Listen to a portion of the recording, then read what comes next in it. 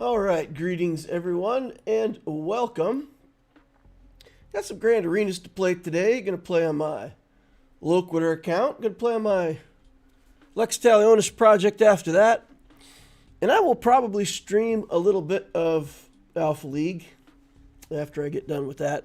I'm having fun with that game, and some people seem to like it, so I'll I'll hang out and play a few games of Alpha League afterwards and see if anybody else likes that kind of thing.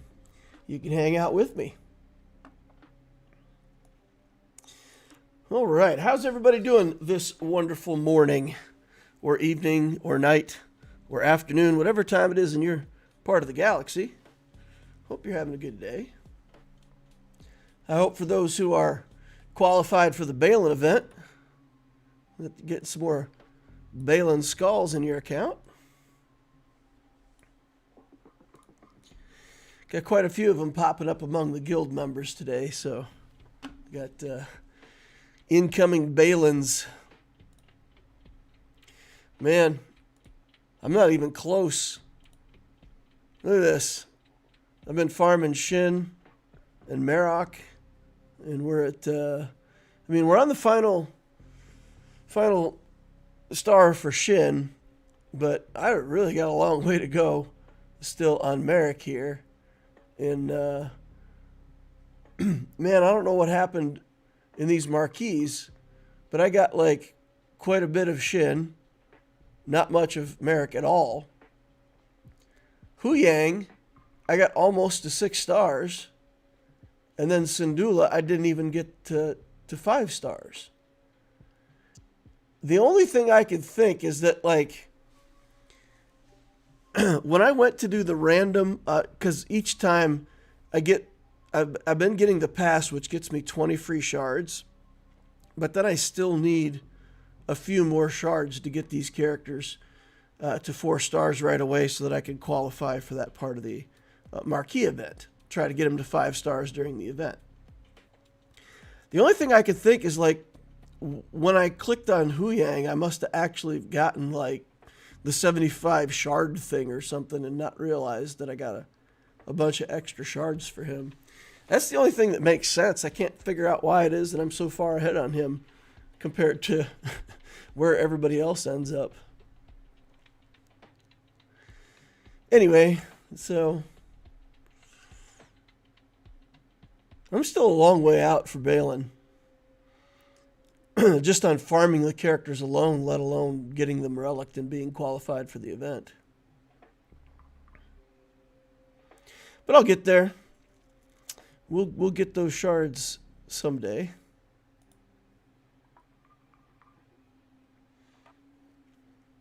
All right, so I changed around my defenses.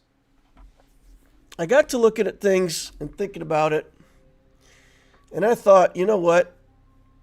I'm really going to go for, like, what I call a permission strategy.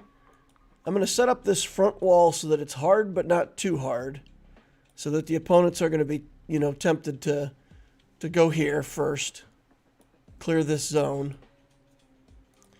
But then I put some really good stuff on my back wall.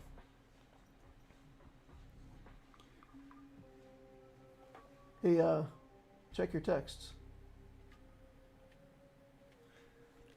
So, by putting better stuff on my back wall, I thought maybe I would get a hold that way. Surprise them with some of these teams. So I put Ray on my back wall, and I put Queen Amidala on my back wall. So, it worked. It worked at least somewhat. My opponent cleared everything, but some of the stuff on the back wall still stands. Now, I don't know, maybe he's still got stuff to take out this Dash and this Rex team, but he did play 2 battles against the Queen Amidala, and if he played 2 battles against that and still didn't clear it, then the hope is that zone's going to hold. So, success with the plan, at least insofar as I got a hold of my defense. All right.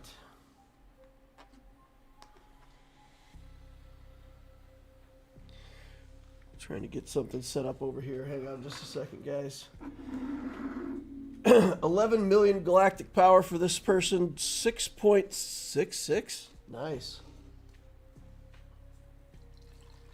666 in characters and 446 in ships. That means he's got most of the ships. About 46 is what we've seen that represents pretty much all the ships. Galactic War Battles won 36,000. Oh, wow. So 36,000 is almost 9 years. That's 8.5 years, y'all. That's pretty much the whole time that the game's been being played.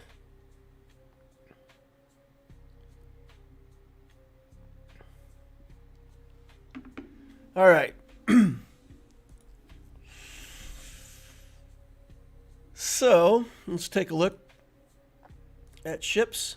Sorry, I'm a bit distracted. I'm trying to organize something with my wife in the background here. At the same time that I'm playing. Leviathan, Executor, Profundity, Malevolence, Negotiator. He's got a few ships that don't have relic pilots. But overall, he's in pretty good shape. Really?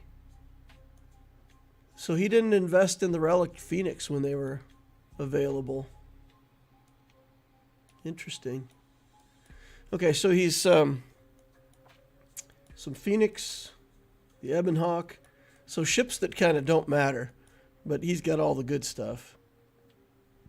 Boy, I hope he didn't stack everything up on fleet.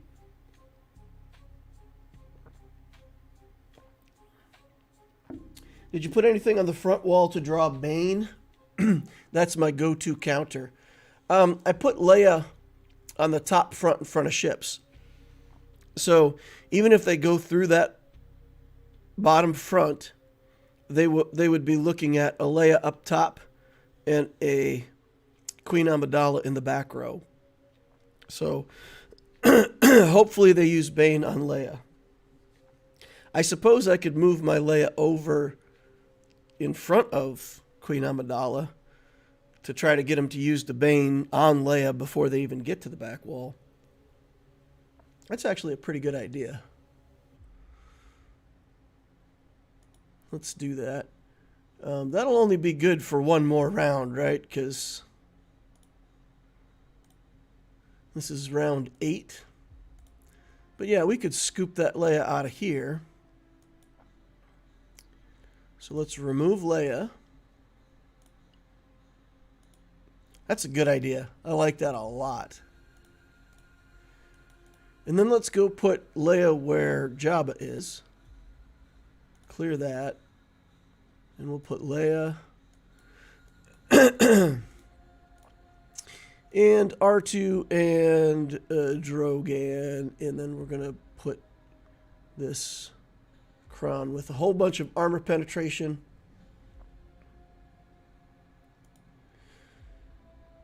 See if we can get a surprise kill on people with that.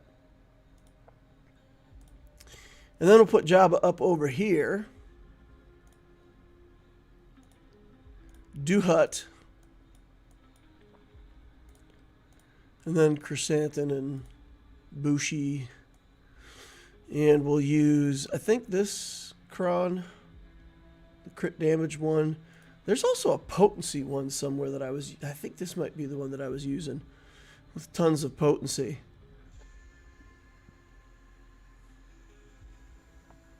Yeah. Let's use that one. Max potency.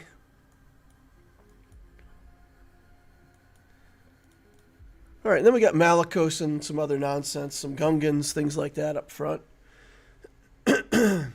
Okay, I like that change. I like that change. Stress the Bane before they even get to the back wall. Nice suggestion. All right, let's take a look at the opponent's defenses. Before we get too far into this, I got to put up this screen.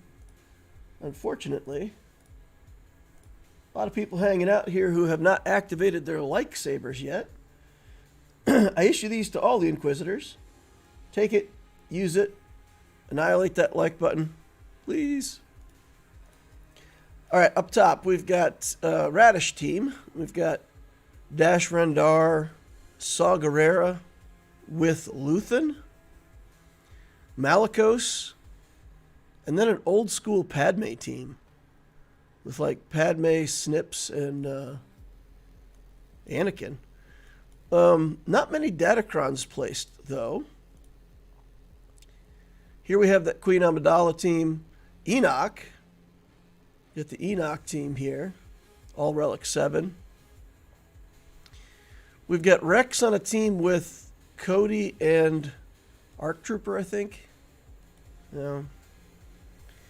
Zori team, and then Iden team here. So I think I'll use Wampa on the Iden team. We'll try Mandalorians. We're going to try our typical nonsense against these characters. I think I can beat this Enoch Nock team with some Jedi. So I'm going to try this with Jedi. I'll probably just use Kenobi here on Queen, kind of as a sure thing. That'll save Bane if there's Leia on the back wall. I don't think there's anything else. Oh, if there's actually a Kenobi. Yeah, if he actually has his own JMK on the back wall. So maybe I should use Bane there. Okay, maybe I use Bane there and save my Kenobi for the back wall. Okay, I'll do that. Let's try the Mandalorian trick here first. We'll use... Oh, wait. What's gone wrong?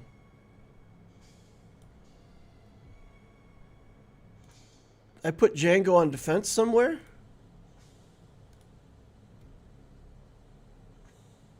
I put Django on defense? I don't feel like I should have done that, but I guess I did. Let's take a look here. Play a game of Find the Django.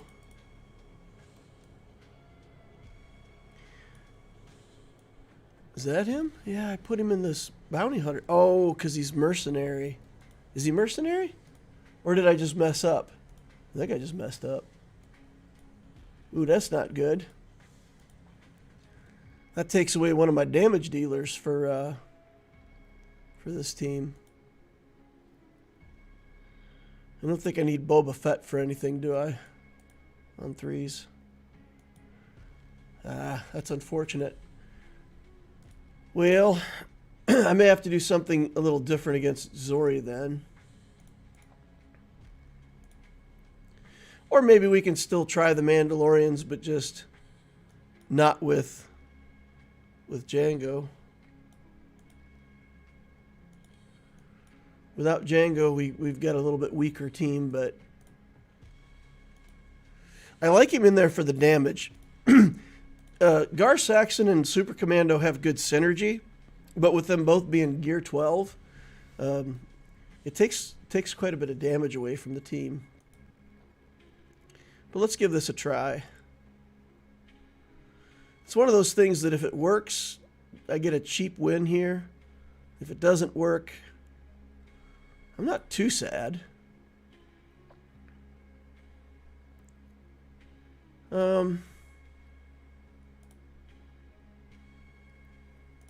Not quite enough, see?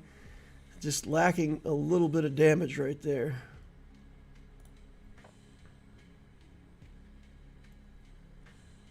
Okay. I don't really want to take the counterattacks, but I got to get stacks here.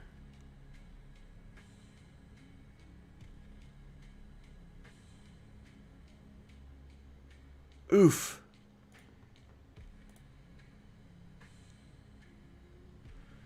All right, well, this is it. Oof, damage immunity. All right, let's get him.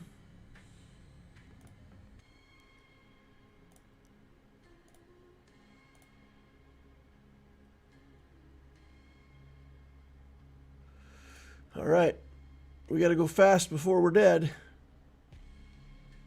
1, 2. Oh, we got it.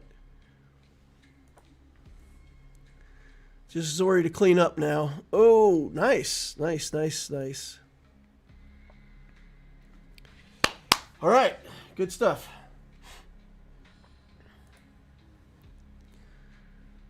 Let's try this Enoch team next. And I think I'm going to try something like this. We'll get Luke up and running with a lot of damage, and we'll just try to use Luke to work through these. Who's the biggest threat here? Enoch, 75% defense. Night Trooper's the biggest threat, right?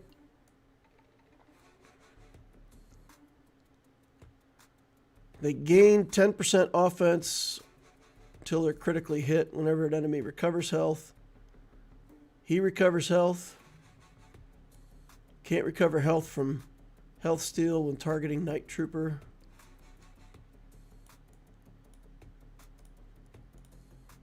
He's the biggest threat, right? This guy's probably the easiest to kill. All right, so we're going to do Death Trooper first, then Night Trooper, then finish with Enoch. I think that's the order. We're just going to look for a lot of damage. There we go. Crit damage, crit chance, potency, tenacity. Just 58% crit damage seems pretty good. All right, let's get in here and see if Luke has what it takes. Let's give him the lessons right away.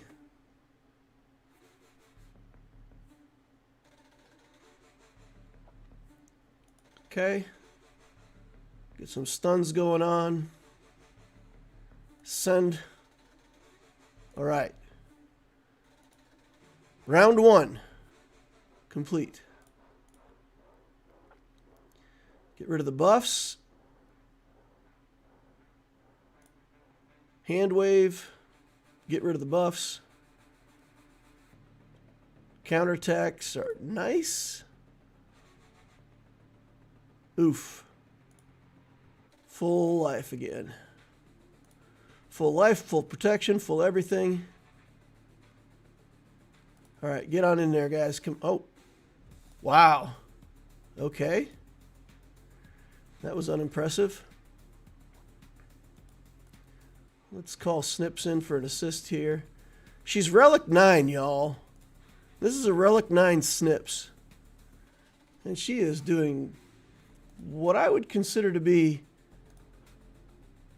inadequate damage. Look at this. I guess that affects all of us. 12-6 on that one. She's got Jedi lessons on and everything. I feel like she should be hitting for like 46,000s or something like that, but I guess there's a lot of damage mitigation on the other team. All right, we'll Wampa this Iden. We'll try to take in something that has some tenacity on it, just to close the gap and make sure that we can't get stunned on that first round. 25% tenacity.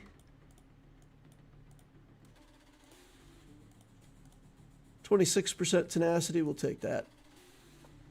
That should be enough. I mean, Wampa's already got quite a bit of tenacity, but I don't have him modded for tenacity. So 84%, that'll put him over 100%. It's still not that great. His tenacity ramps up like crazy once you get him going. It's just that very first round. This move right there. As long as I resist that, should be no problem. I'm actually going to ramp here. This team is lacking damage a little bit, so we're going to ramp first. Oh, man. we got the range trooper on the Womp. All right. Ramping. Chat, you guys are quiet. And not only are you quiet, but still that like button is feeling lonely. Click likes and say something in chat. Give me something to talk about, guys. Ask me some questions. Let's talk about hot dogs again or whatever. I don't know. Something. Something. Anybody have any questions about the game, about life in general?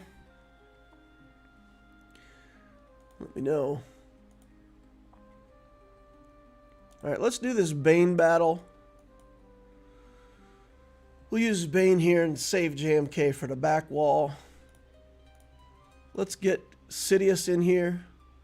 I did it again, man, as soon as I said it. As soon as I said it. I can't help it. Every time I say it.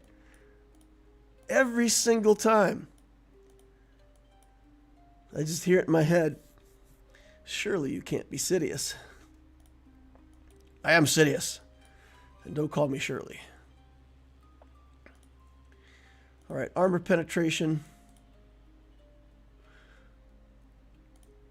We've had good luck with this guy with armor penetration, but where is it? Here's a ton of crit damage. That's the one I usually use with SLKR, though, so we'll save that. Resistance penetration.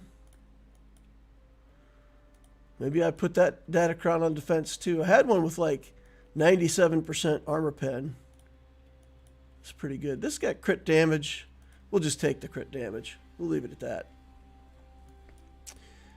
Okay, in we go. And let's ramp up here, get some stacks. Okay. Do stuff. Do things, do junk, and see how it turns out. Things, stuff, and junk. The key to everything. All right, here we go. Get rid of some buffs. Oh, ouch. Stinger. Lack of foresight on their part. Literally, they didn't have foresight up and running.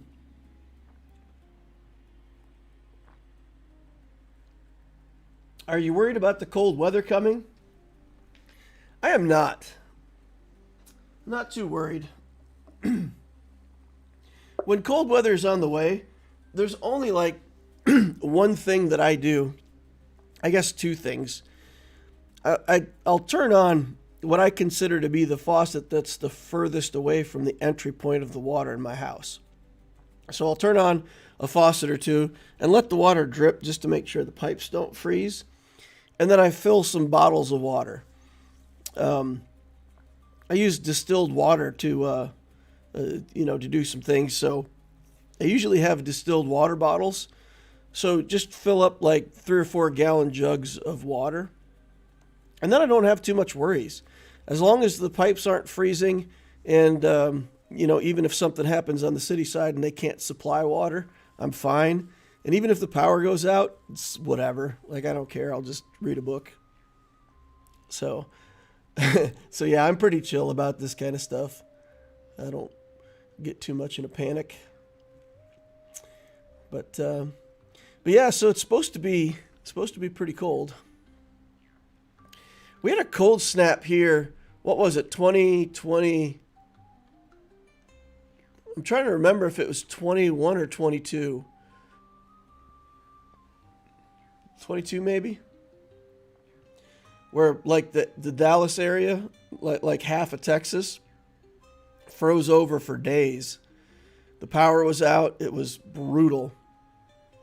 We were all huddled up downstairs as a family with 16 blankets on and trying to stay warm, and just to keep the phones charged and to keep on top of like what was going on in the world. I'd go out to the garage and start the car and let the car run, and we could all warm up in the car and charge our phones, and We'd have to go back in the house. But I guess that would be another good thing to do. Full tank of gas for the car. All right, what are we going to do for this Rex? We need enough damage to kill him.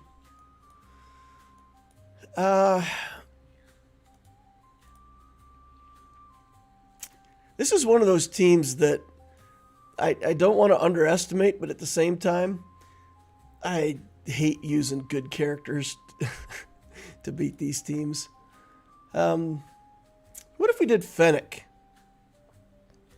He's got the debuffs that he does with days and all that stuff, so we'll shake those off and potentially have Fennec doing good things. We could just put a bounty hunter team together here because we're probably not going to use other bounty hunter teams. This got crit damage, some extra potency that I don't think we need. That one's got the potency. Look at that, 124% potency. Health. Crit chance, crit damage. Offense. Here's a simple one. All right, we'll take that. And then the idea here is we're going to kill ARC Trooper as soon as we can. If we even get to take a turn, holy cow. All right, cleansed up. We'll kill ARC Trooper. I'll put an armor shred on him just to make it easier. Man, they are ripping Bosk in half. I may have drastically underestimated the damage on this team. I looked at the team and I'm like, well, you know they've got Rex, but they don't have damage. That doesn't seem to be the case. Holy cow. Wow. Commander Cody. FTW. Maybe he should have been my first target. Yeah, we'll submit it. That's fine. Yikes. Okay. Oh, like I said, guys, it's one of those teams where I don't really want to use the resources, but underestimate the team and lose. That's not good either. What has enough damage to kill this? You know what? Let's use another bounty hunter team. We could do something like this and potentially get to the contract pretty fast. Once we kill Cody, we should be in good shape, right?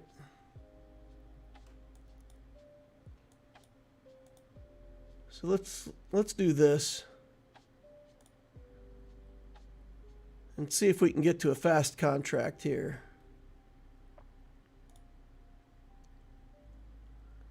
Okay, rocket to the head. Rocket to the head didn't work. Okay. All right, Cody's down. Let's take a snipe here. Oh, wow. Surely there was more damage than that.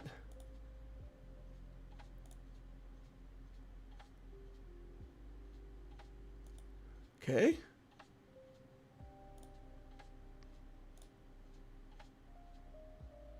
Wow. Sniped my Mandalorian out like he knew exactly what he was looking for. And the rocket didn't do any good.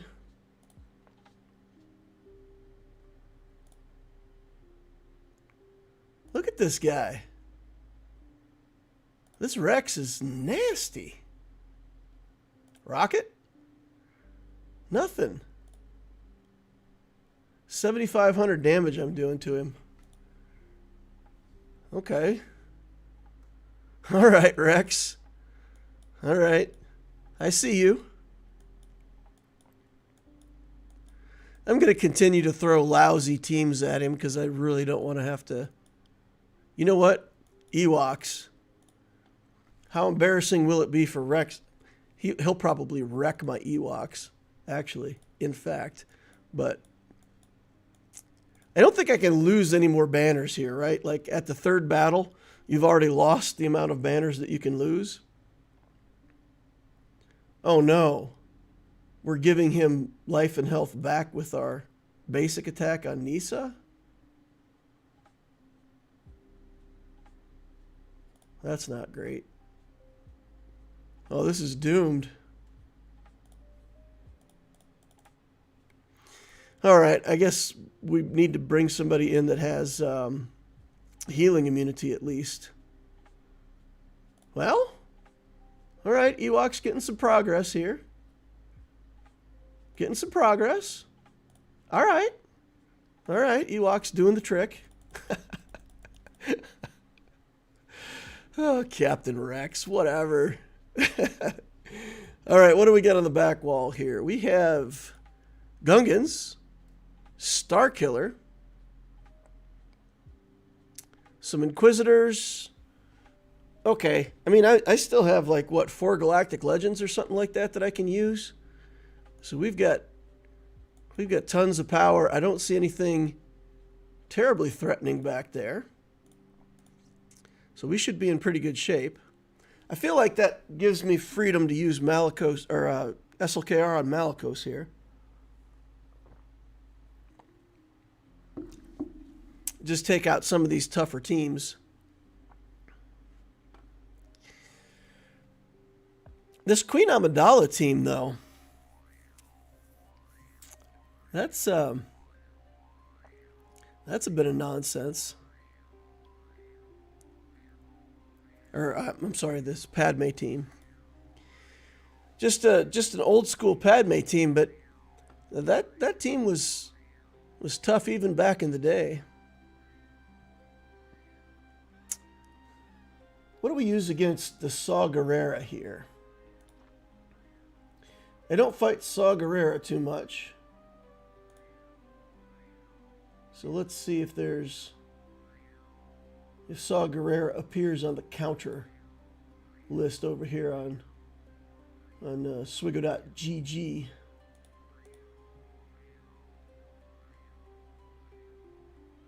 Okay, let's see. He's a light side guy. He looks like that. All right. Saw Gerrera counters. Oh, wow. Are you kidding me? Are you kidding me right now? Like, everybody's using Galactic Legends against him. GAC has got a good win rate. Oh, okay. CLS also has a good win rate. Okay.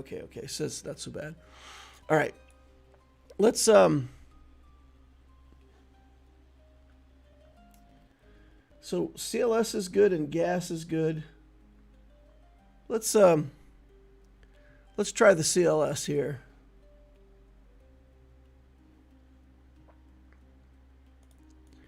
Rebels. I don't think CLS is that good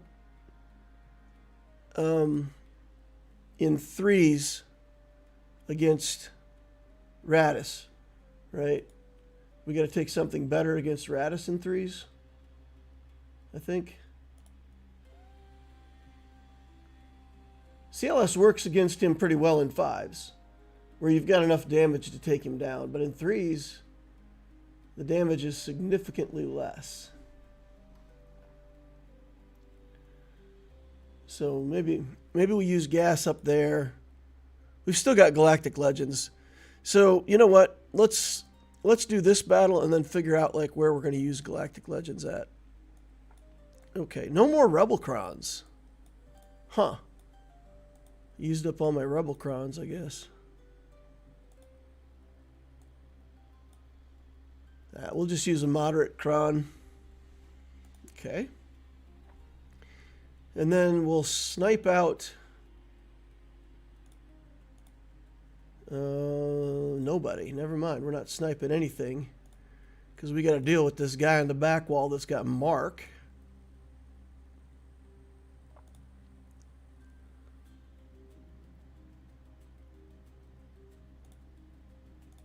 He's instantly back with Mark. Again. Luke can get around Mark. Let's do that. Oh, he's dead anyway. All right. I feel like Kyle is the right move here. Could go for Saw, but I think we just need to keep the buffs off of Kyle, keep the damage down from him. Get rid of the stealth. Oh my god, he's fully healed. Arg. Okay. Well, maybe change of plan. Go after Saw after all. Okay, let's switch stances again.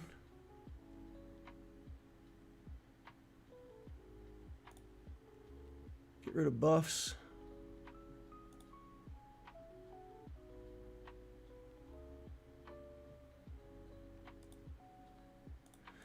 Okay. Get Saw out of here. Come on. Okay. 1 down. 11 to go. Feels like. Let's heal up first. Get that skill on cooldown so that it's coming back up soon. Try to keep up our stacks here. Move back over to Luthen. All right. Worked our way through it. Good enough. JQ says, hey DL, good luck. My rival has not attacked, but he left 5 Galactic Legends on defense. So did I. Fingers crossed that I prevail. Nice. 5 Galactic Legend defense. Beautiful. Let's use SLKR here. And we'll just use standard first order stuff with him. We'll do that. We'll do that. We'll pick a Datacron that has this guy on it. In we go. And we'll just start stabbing away at Malicos. Come on, buddy. No moves for you. All right, we'll do this. Then we'll sweep. Then we'll, go over here. We'll do another stabby stab. Just keep working our way through Malicos here. Sweep. Oof. Okay. Stab again. I really don't want you to ever get a turn, pal. Okay. Let's steal from Seer. Nobody has a debuff on for me to get my taunt. Oh, but it's fine. We had it anyway. All right. How about a stab for you, pal? All right. I want to finish on the ult for style points. Here we go. Jump in. Yeah. When he does that, guys, does it look like his head's a little bit too big?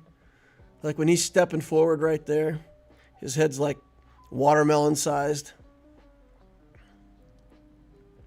Looks like that to me. All right, so we've got Enfys Nest here who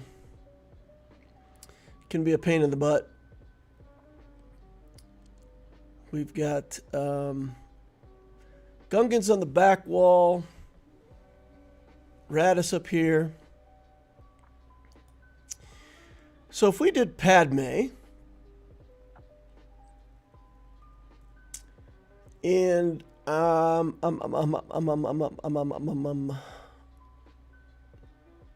mean, we could do a Galactic Legend against Pat. We still got 3 Galactic Legends left, right? I don't think I need it for anything on the back wall. Oh, we do have Star Killer back here, so I could Galactic Legend the Star Killer.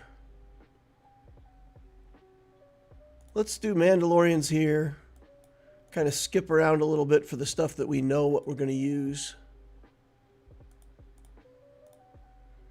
All right. Get a Datacron.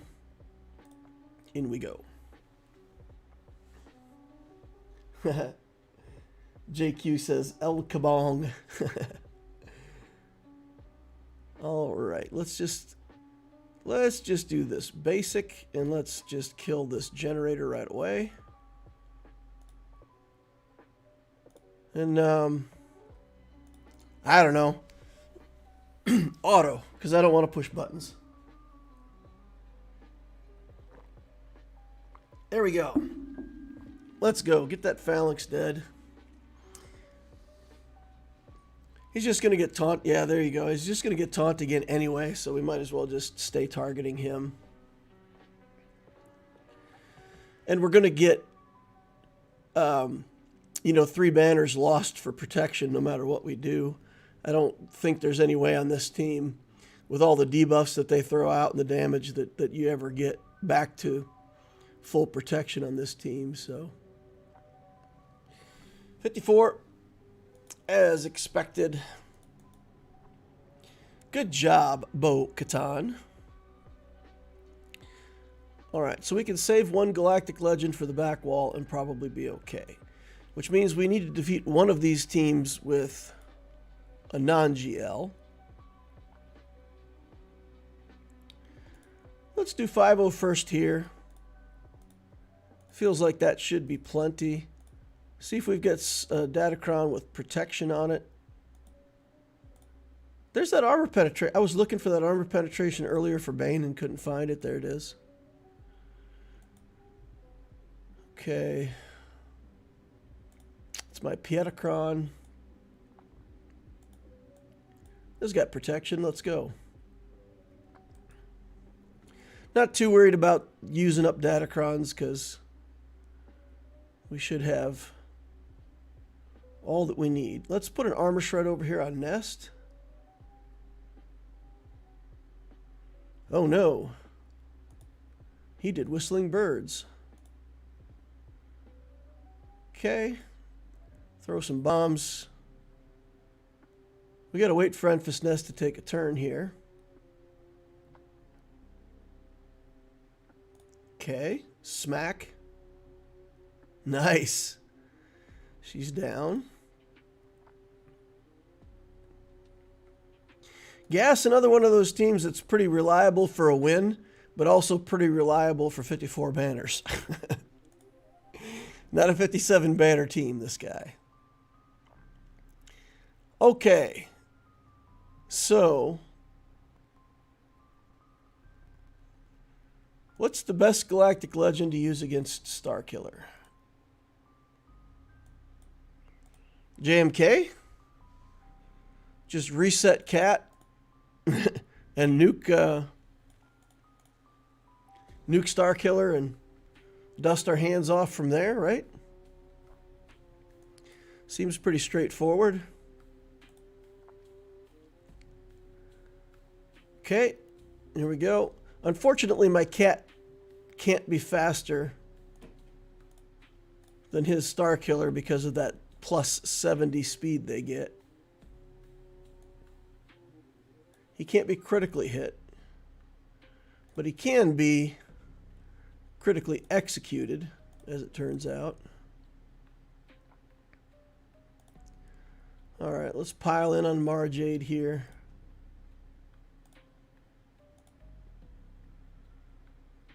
And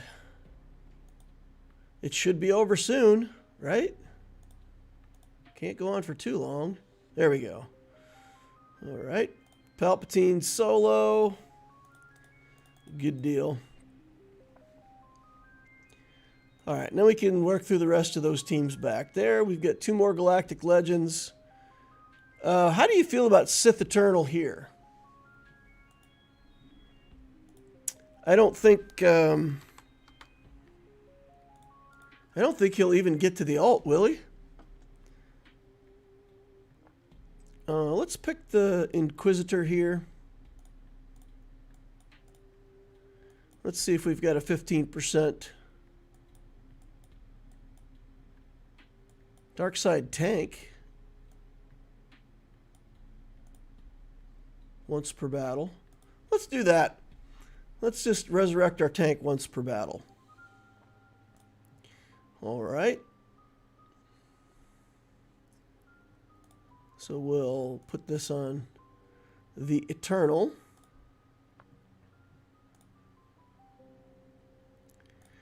And then we'll link up these two. We'll target Jin. We can't kill Jin, but once the ult goes off, she won't be able to bring anybody back to life. Because you know reasons. Sith Eternal says no to that kind of nonsense. So we're just waiting on the ult. Get this healing immunity off of Watt. What?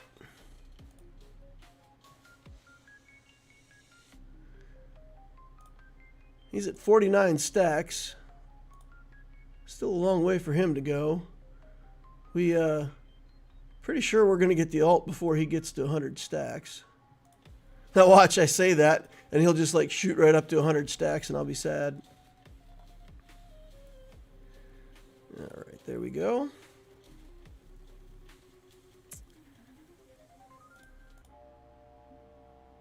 And step one.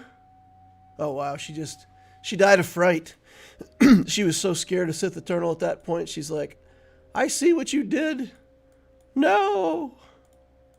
And that's it. That's it. Out she goes. Let's do Shock T, and let's try to get full banners here. Crit chance, we look for a little protection if we can find it. Resistance penetration, interesting. Potency.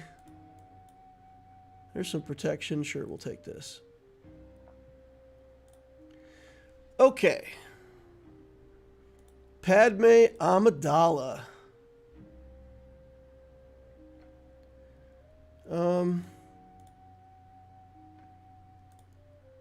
The amount of damage that we get is higher than the protection that they get. So we should be able to sort of spam this.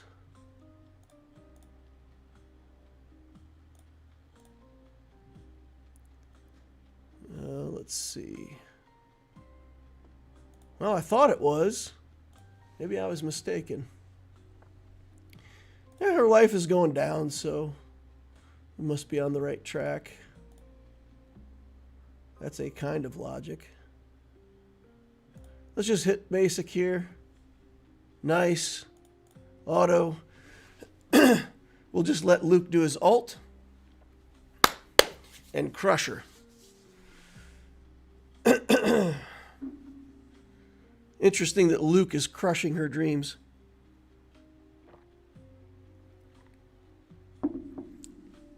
I guess the rebels, no respect for the old Republic. Let's see how bad it is over here on ships. I see that Executor. Relic 9. But he's got the configuration with the Hound's Tooth, which is interesting. He's got the Leviathan there, and then the Radis. So we're going to have to do the mirror match on the Executor, and then we're going to have to try our Profundity counter onto the Leviathan. It wouldn't be bad to practice. Let's see. It's my Fleet Arena payout time, and I haven't been paying any attention to that, so I probably don't have any Leviathans near me in Fleet. All right. But that's what we can do. Let's go fight a fight here. Let's try to get ourselves some fleet placement, at least top 10, since I slept on it and didn't get my progress. All right.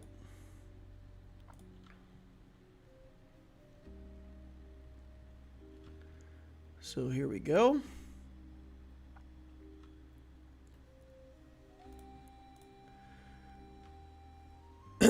Get the Razor Crest out of here first.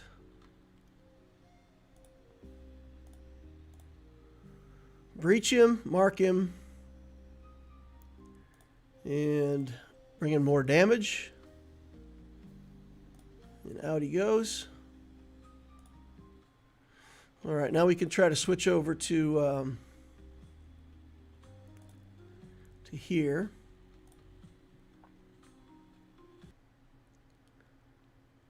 All right.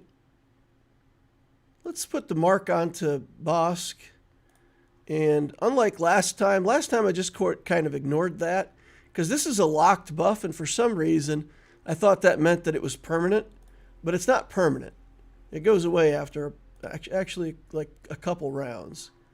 So we're going to death mark him and then execute him. Then we're going to bring in our own Houndstooth. We risk being death marked here, but that's fine. Auto. Okay. Xanadu Blood. We're way far ahead of him on getting the ult, so it's kind of a foregone conclusion at this point. But that's what the battle is going to look like in Grand Arena for the mirror match, for the Executor versus Executor. So hopefully we can pull this off similar to what we did here. Is there a Leviathan to practice against? Doesn't look like it. Yeah, I wouldn't mind running my Profundity once through that just to kind of freshen up and sharpen up on that. Okay, but we can...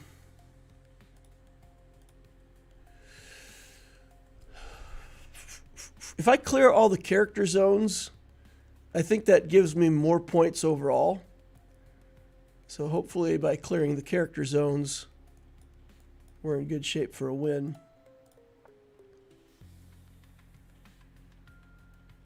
Let's take Mon Mothma in here. And we'll take in Kyle and Luthen.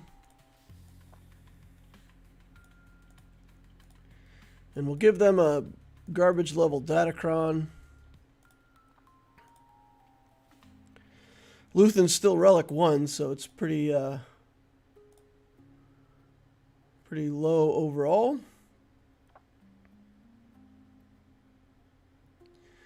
This is a pretty good team for beating the Separatists. We get tons of extra attacks here to trivialize this B1.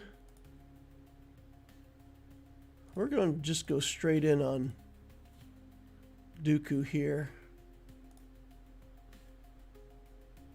All right. Big hit, Kyle. 33,000. That's so lame.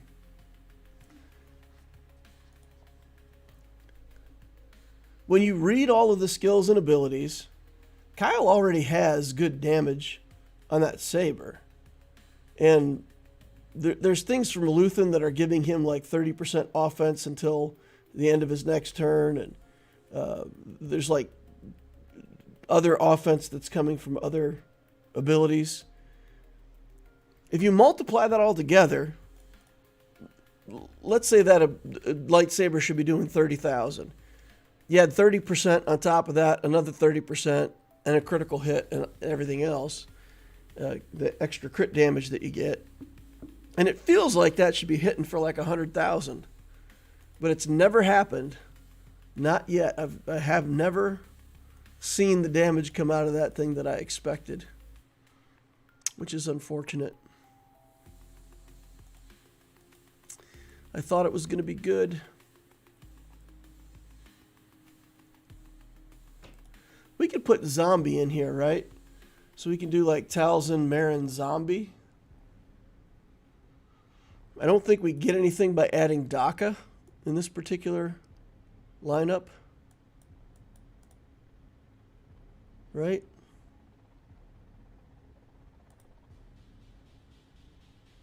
But this should be able to beat Grievous. I don't know why I'm using teams like Night Sisters. I still have teams like my Imperial Remnant.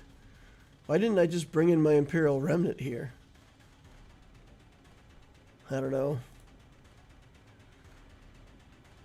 Bad choice on my part, I guess. Get some plagues going. Some plaques. Okay. Let's get a stun on over here.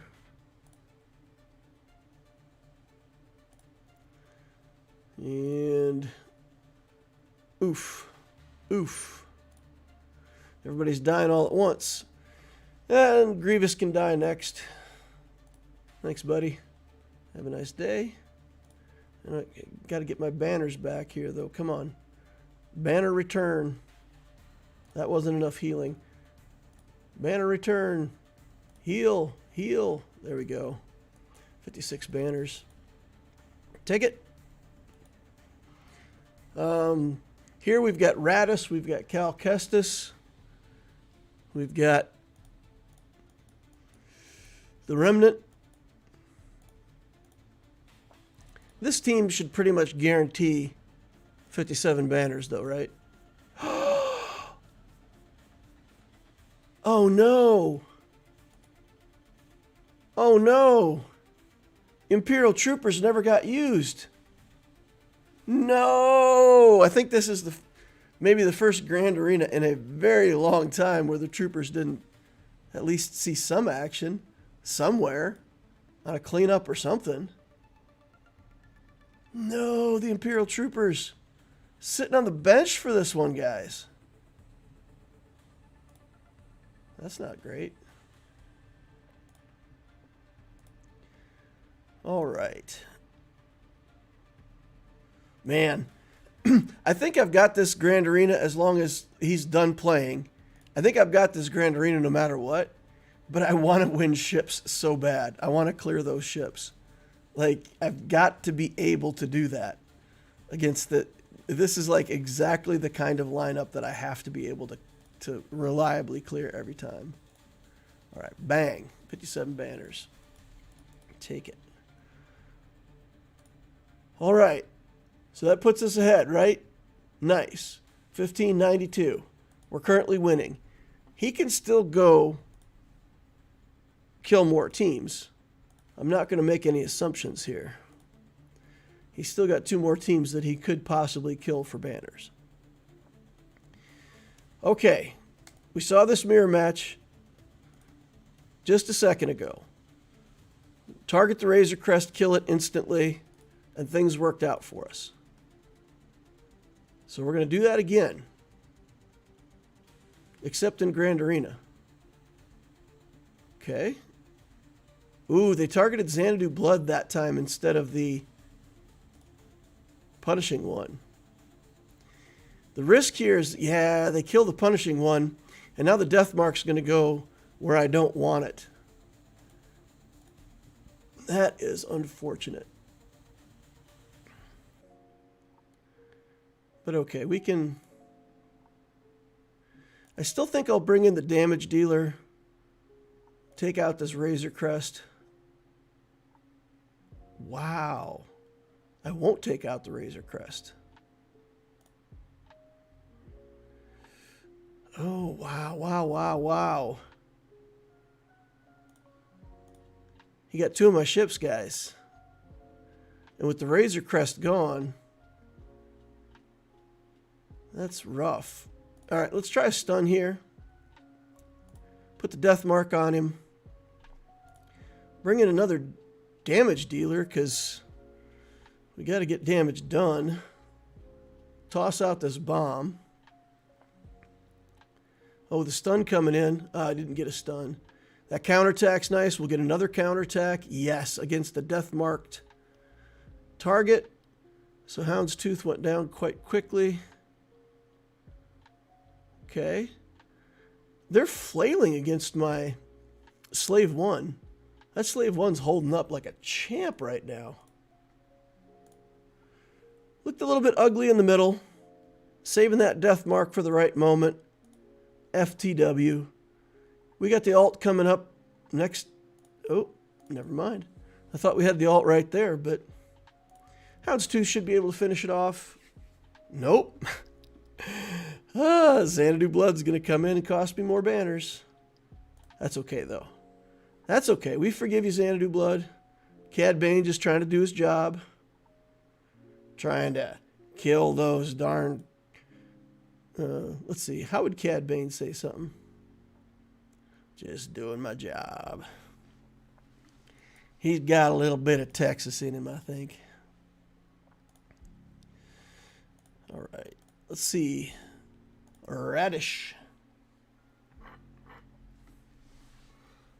JQ says you gotta love combatants who fight in leisure wear. I know Luthen has space Crocs. Luthen with the elegant leisure wear.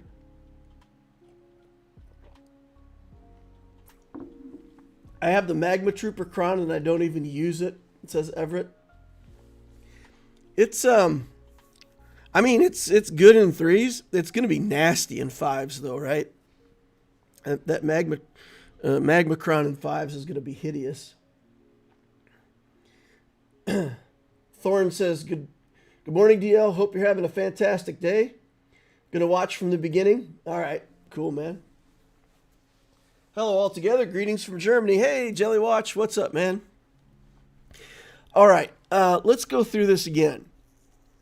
So, first thing that I do when I fight this fight, I pass a turn to Outrider with the capital ship. We put up the tenacity up. And then I've been using the stealth on Millennium Falcon as its first move so that I don't ever get isolated on my Millennium Falcon. Then we take the first reinforcement, get tenacity again, and just work through it from there. Okay.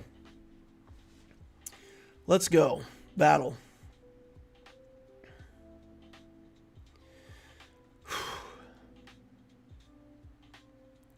Here. Tenacity. Good. Spin move. Basic.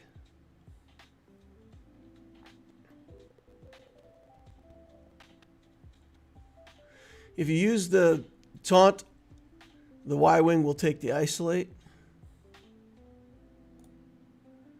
Fair enough.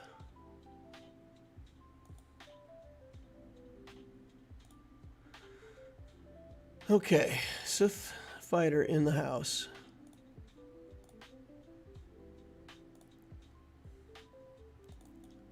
Bring in more tenacity.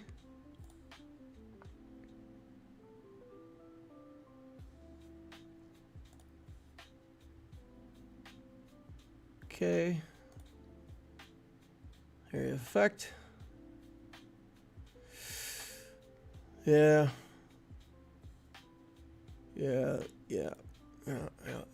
All right.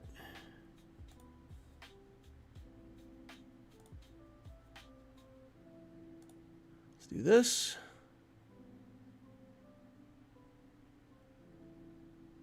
We'll just give more turns to the Outrider.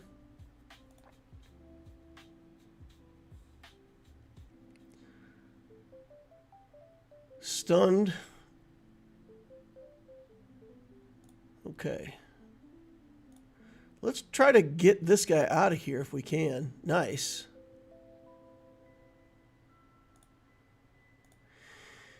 That guy was not like Hamilton. He came in with 50 stacks. He targeted my own Sith fighter, and he threw away his shot. You know, Hamilton says, not throwing away my shot. That guy just came in and straight up just threw away his shot. Okay. No! Son of a...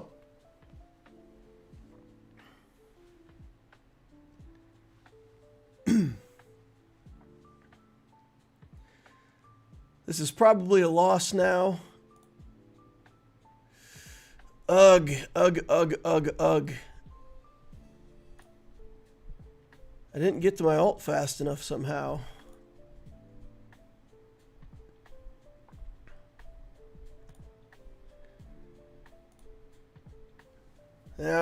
Yeah, we're going to lose here, and I don't have anything else. I guess I could try.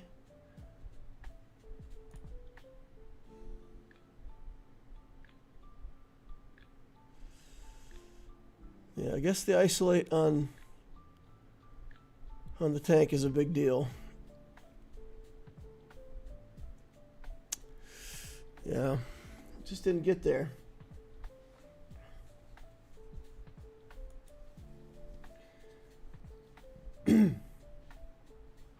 Yeah, I messed up in the beginning, guys. I messed up.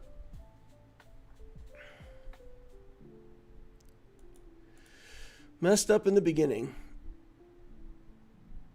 Okay. Client must be restarted. Did they update? I don't know. The PC interface is glitchy like that, so half the time when this stuff happens, it's just the interface. And there's a lot of times that it doesn't actually, in fact, relaunch. Gives me errors. Okay, we're back in. All right. Well, let's see.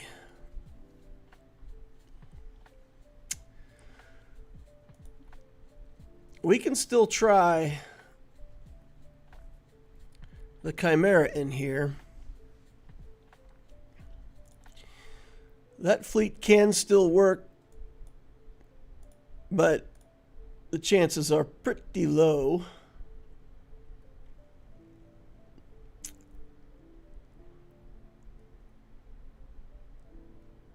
Give it a try. We don't have the numbers ship to deal with. They're going to have turn meter on us. I don't see this going well, but I really want to try to clean it up, and I think this is the only thing I've got that gives me a shot here. I should have taken first order against the Radis fleet and made sure I didn't need to clean up over there first. That's kind of... I shouldn't be fighting this fight now. I should have waited. Okay. Let's get rid of buffs.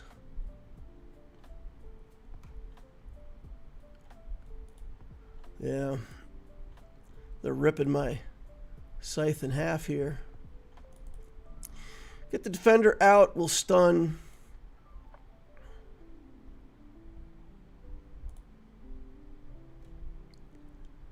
Scythe down.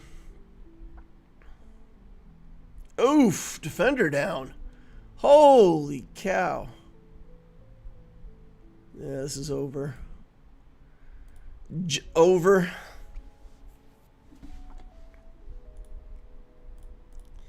Dang it. Dang it, dang it, dang it, dang it, dang it. I beat that fleet in Fleet Arena like almost every day with my profundity.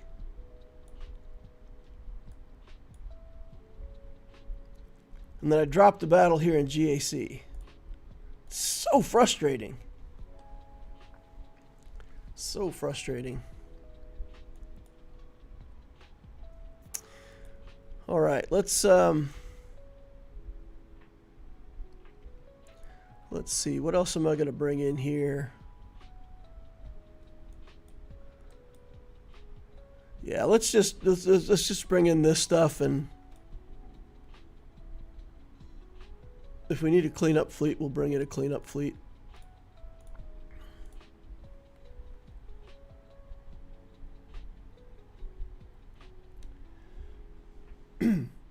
Use Profundity first special to make sure Outrider assists.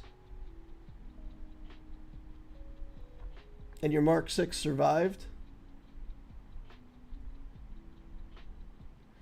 Why not use the negotiator counter? I've not successfully practiced or used the negotiator counter. I don't have relic bad batch, so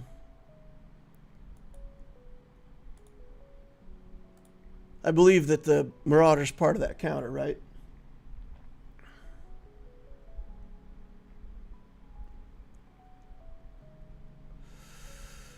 Okay, we'll strip off the buffs over here. Try to get some big damage. This is not going well, guys. This is going poorly.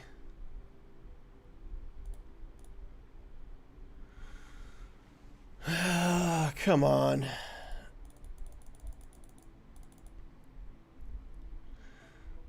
Yeah.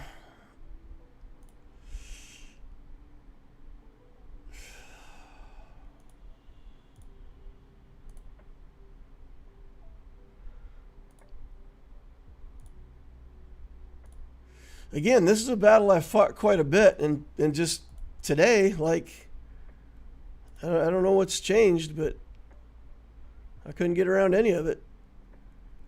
I'm just going to try to live long enough that the Radis, it takes off, you know? Nope, never mind. Good gravy. We'll take the 2 banners, but I think that's it. I think we're done. I definitely should not have done that battle. I definitely should have fought this battle first and then cleaned it up.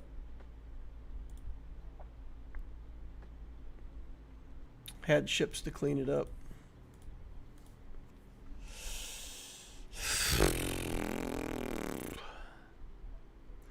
Gotta save Cassian's U-Wing for that fight. Gotta save Cassian's U-Wing.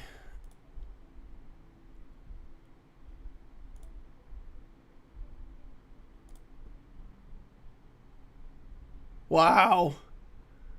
Wow, the amount of no damage that just came out of there. Like no damage.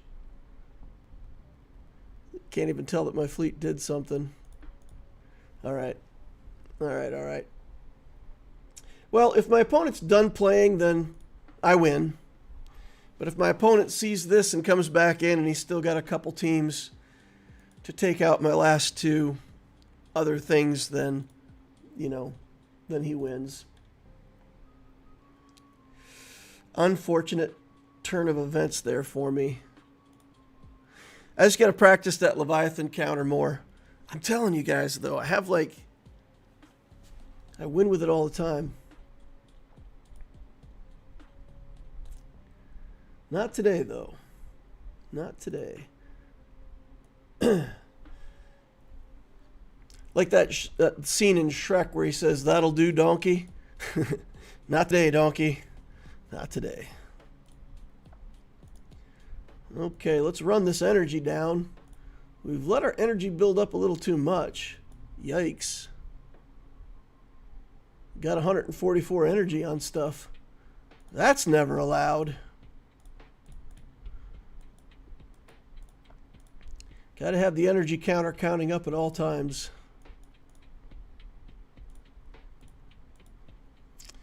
All right, we'll just spend the Cantina energy over here. Let's go in here, grab the quest.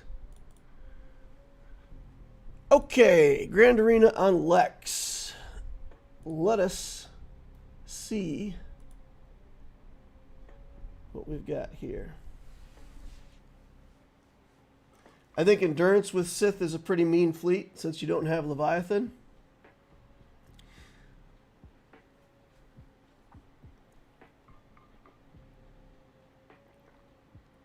I could put that on defense. Or should I take it on offense? Should I use Endurance Sith fleet on offense? I could use it on offense. What does it beat? If it beats that Radis, maybe I just use that as my Radis counter in the future. let's see. I've got Malgus is like relic 3 or something. Some of the ships aren't even like the Extinction Bomber, I think, is stuck at 5 stars forever. So I've still got stuff that I need to finish out.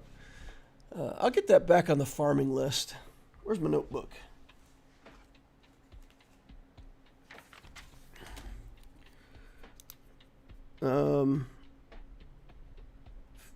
Farm extinction. Put a box around it. Put a big box around it so I remember to look at it on my notepad. Just an option for cleanup.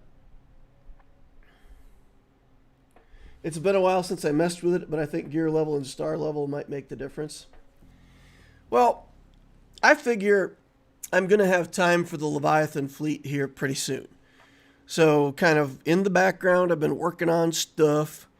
We got Malik unlocked, I don't know, a month ago or so. And I've been buying, 5 shards, 10 shards every time we get a raid done. When I've got extra, get 1 currency. So we'll have Malik done pretty soon. I need to get Star Killer. So the very next priority, the next thing that I'm doing in the account, I have to get this team done with Seer, Star Killer, and Malicos, so that I can start beating these Ray teams that use Ezra Exile. So yeah, I feel like we've got to... That's my next goal. Unlock Star Killer, get Star Killer built up, get Malicos finished. Then I've got Galactic Legend Ahsoka will be ready by then. And then I got Bale and Skull. And then Leviathan.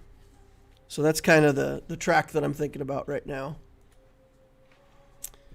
All of the things that I have to do in Relic. It's weird, like, it feels like I'm getting to a point where most of the stuff in my account is Relic. Like, the amount of characters that still need to go to Relic isn't that many, but, like, every one of them seems to be important for something else that I need. It's funny. The Datacron that makes it work only around for 1 more GAC round in 5v5. Beating Ray Ezra might be easier in 5v5. Well, none of it's a mistake, right? Getting Star Killer, taking Malicos up to Relic 7, none of that's a mistake. So I'll have those characters. I'll be able to build a Star Killer team to deal with Ray in general, right? So that's the deal. I want to be able to deal with Ray with Star Killer. That'll free up. It'll free up another one of my good offensive teams, Galactic Legends, to either go on defense or, have more offense. So I think that's really, I've got to just nail that down next. I'm caught up on all my relic levels for Ahsoka. Like, all the characters that I've reliced have gotten to their appropriate relic levels. So this week I'm going to take Enoch. I'm going to park Enoch at Relic 1, and I'm going to spend all of my relic materials trying to get Star Killer. That'll be later today, guys. All right, my opponent... Oh, speaking of Enoch Knock, here's my opponent, Diabolical Laughter, 6.6 million galactic power. He's got, let's see, 4 in characters, 2/6 in ships. Galactic War Battles won 16,000, 4-year-old account. 4-year-old account with no major capital ship. If my opponent watches this, please build the Executor. It's in your best interest. It's better than all of these characters put together. Oh dear. Oh, I gotta walk away. I just gotta walk away for a second.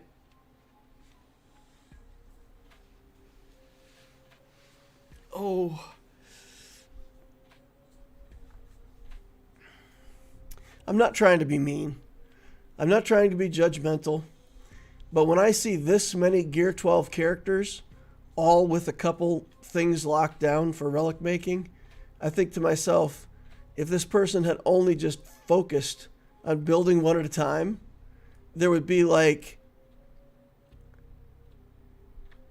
5 more relic characters in his account. And he's even got characters that have the finisher piece. Look, Rex already has the finisher piece on him. Oof. It's hard. I know people are casual and they're just playing the game and having fun. And I don't want to interfere with anybody having fun. But it pains me. As an engineer, I look at that and go, oh dear, the inefficiency.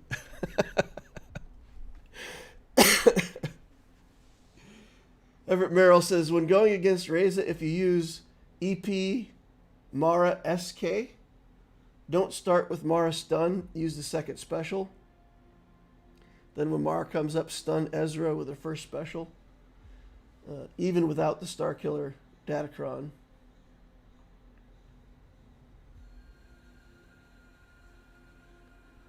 Okay. So, the version that I've seen is using Malicos instead of Mara Jade. It's using Star Killer, Palpatine lead with Star Killer and, no, it's using Seer Junda lead. It's Seer, Star Killer, Malicos. Yeah, but you're saying like when the when the Datacron's gone. I got you. Yeah, I got you. So you're saying EP Mara SK after the Datacron. Seer SK Malicos, that's overkill. Well, I don't know. A lot of people are using that because that Ezra, man, when you take him up to Relic 9, he's just absolute nonsense to deal with. Okay. Fastest non-GL character for my opponent is 267 on the 7th Sister here. So we'll have an advantage on speed. Let's go see what we've got on defense. Okay, Profundity stood. We've got, Grand Inquisitor. Yikes. So he basically built the account, bought the gas. No, he didn't buy gas. I was going to say bought the gas Lightspeed bundle, but he doesn't have the stuff. So he built Inquisitors. Interesting. So we've got Inquisitors on defense, we've got gas, and then we've got that Enoch team. Gas, we can try to deal with that with our trusty... Nope. Need Chupio. With our trusty commander, Luke Skywalker. So let's do that. Armor penetration seems good. A little bit of offense. So there's chances that I can win, but that Grand Inquisitor team is terrifying. Like I don't know if I have anything in my entire account that can deal with that in any way. So I think that Grand Inquisitor team might be the end of it. I think we'll try Qui-Gon Jedi against that Inquisitor team. And there's some small chance that maybe I can come in, smash his team when they kill Qui-Gon, and kill the Grand Inquisitor in one hit. I'm not saying it's likely to happen, but we're going to play it just for the chance that we can pull it off. Okay. All right. He's forcing us to take a lot of turns here. All right, good. 66 banners. We'll take that for start. Enoch. Enoch.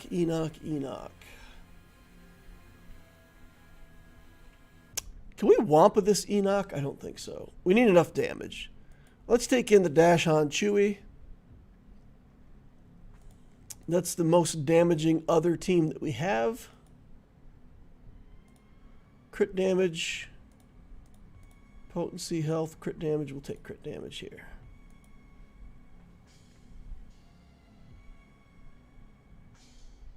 All right, let's do the same thing we did before. Get this Death Trooper out of here first. Maybe. Rat-a-tat. Stun. Dodged.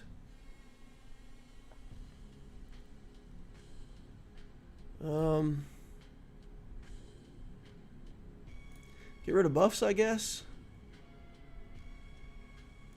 Han's going down. Han needs to get him some healing here sometimes. Oh my goodness. Dark side tank resurrect, I guess. Or something. Brings him back to life. Oh, we're done. We're out.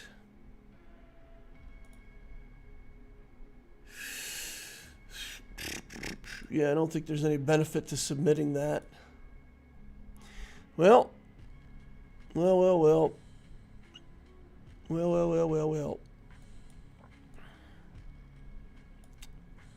Let's try. What are we going to try here? We need so much damage. We need a lot of damage. Let's try Wampa. I don't think Wampa will win here, but let's just give this a try and see. Unresistible stun? Now we got tenacity down. Yeah, it's super over.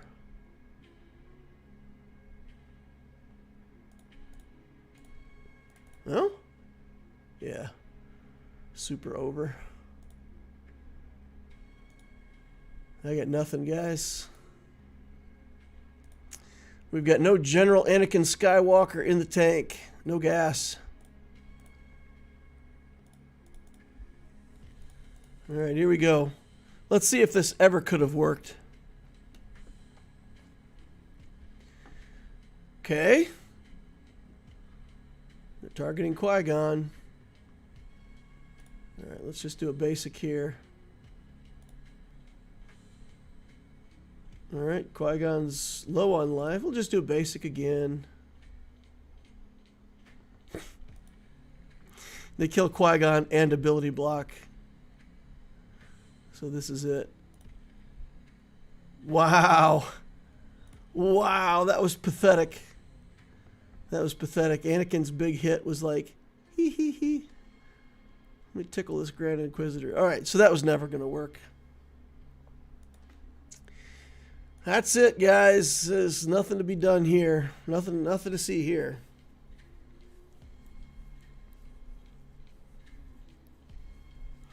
We got his gas. That's good. In the future, when we fight accounts like this, we'll have Jabba parked on the front.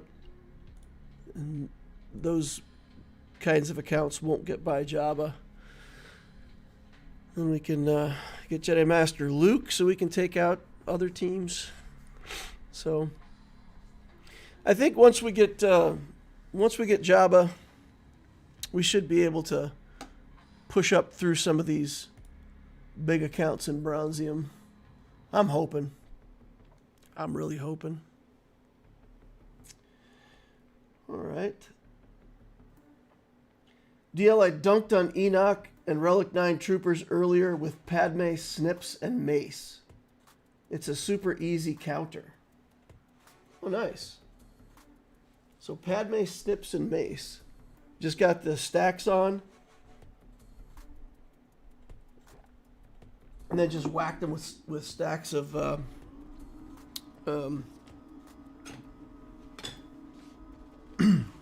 yeah. Man, I'm blanking on the name of that ability right now. No, go down. Come on. Come on, table. Get where you belong. Yeah, the courage, right? Courage stacks.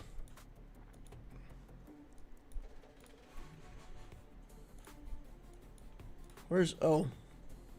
I'm just not looking far enough out in her ability. Where's the thing that converts... There it is. There it is. Converts courage. So you just stack up the courage stacks and just do true damage to them and smoke them. Hi, have you signed up for TW? Yeah. Yep. Yep. Yeah, I missed Territory War earlier this week. I don't know how I missed it on my Lex account. I signed up for it on Loquitur, and I usually do like the same routine on one account and then do the same routine on the other account, but I missed it somehow. Unfortunate. All right, well, I think I'm going to play a little bit of that Alpha League game. You don't kill Enoch first? Well, Enoch has insane health, right? So Enoch has like plus 75% health for each other trooper or something. So he's pretty hard to kill. But you're saying Enoch first, huh?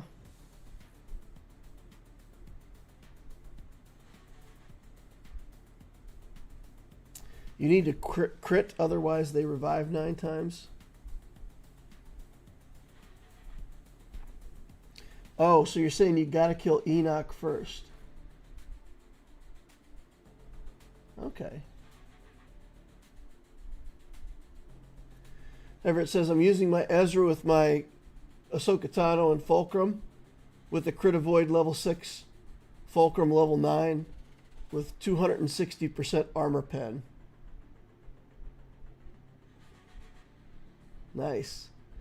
So you're using the crit avoidance, and then I've seen that quite a few people are using crit avoid arrows on some of these teams too, along with that Datacron, to like reduce the crit chance to near 0. I guess I'll have to work on some more crit avoid arrows. I've got some of them in my accounts, but I don't think I have that many crit arrows on the Lex Talionis account.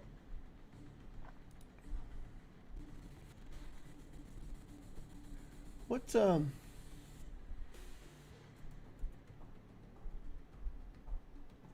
was I using for?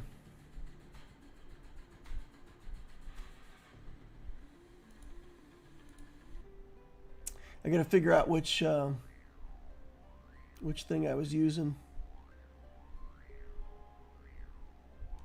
Oh, come on, I modified. Yeah, there it is. I was gonna say I modified something to do Alpha League.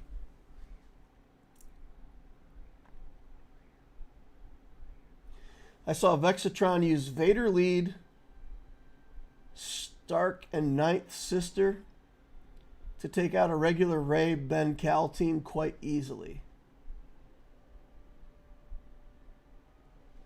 Vader lead, Stark, and Ninth Sister to take out a Rey Ben Cal team. What does Stark do in there? I mean, removes 10% turn meter when he takes a turn or something. Or am I a Star Killer? Are you saying Star Killer? Ah, not Stark, Star Killer.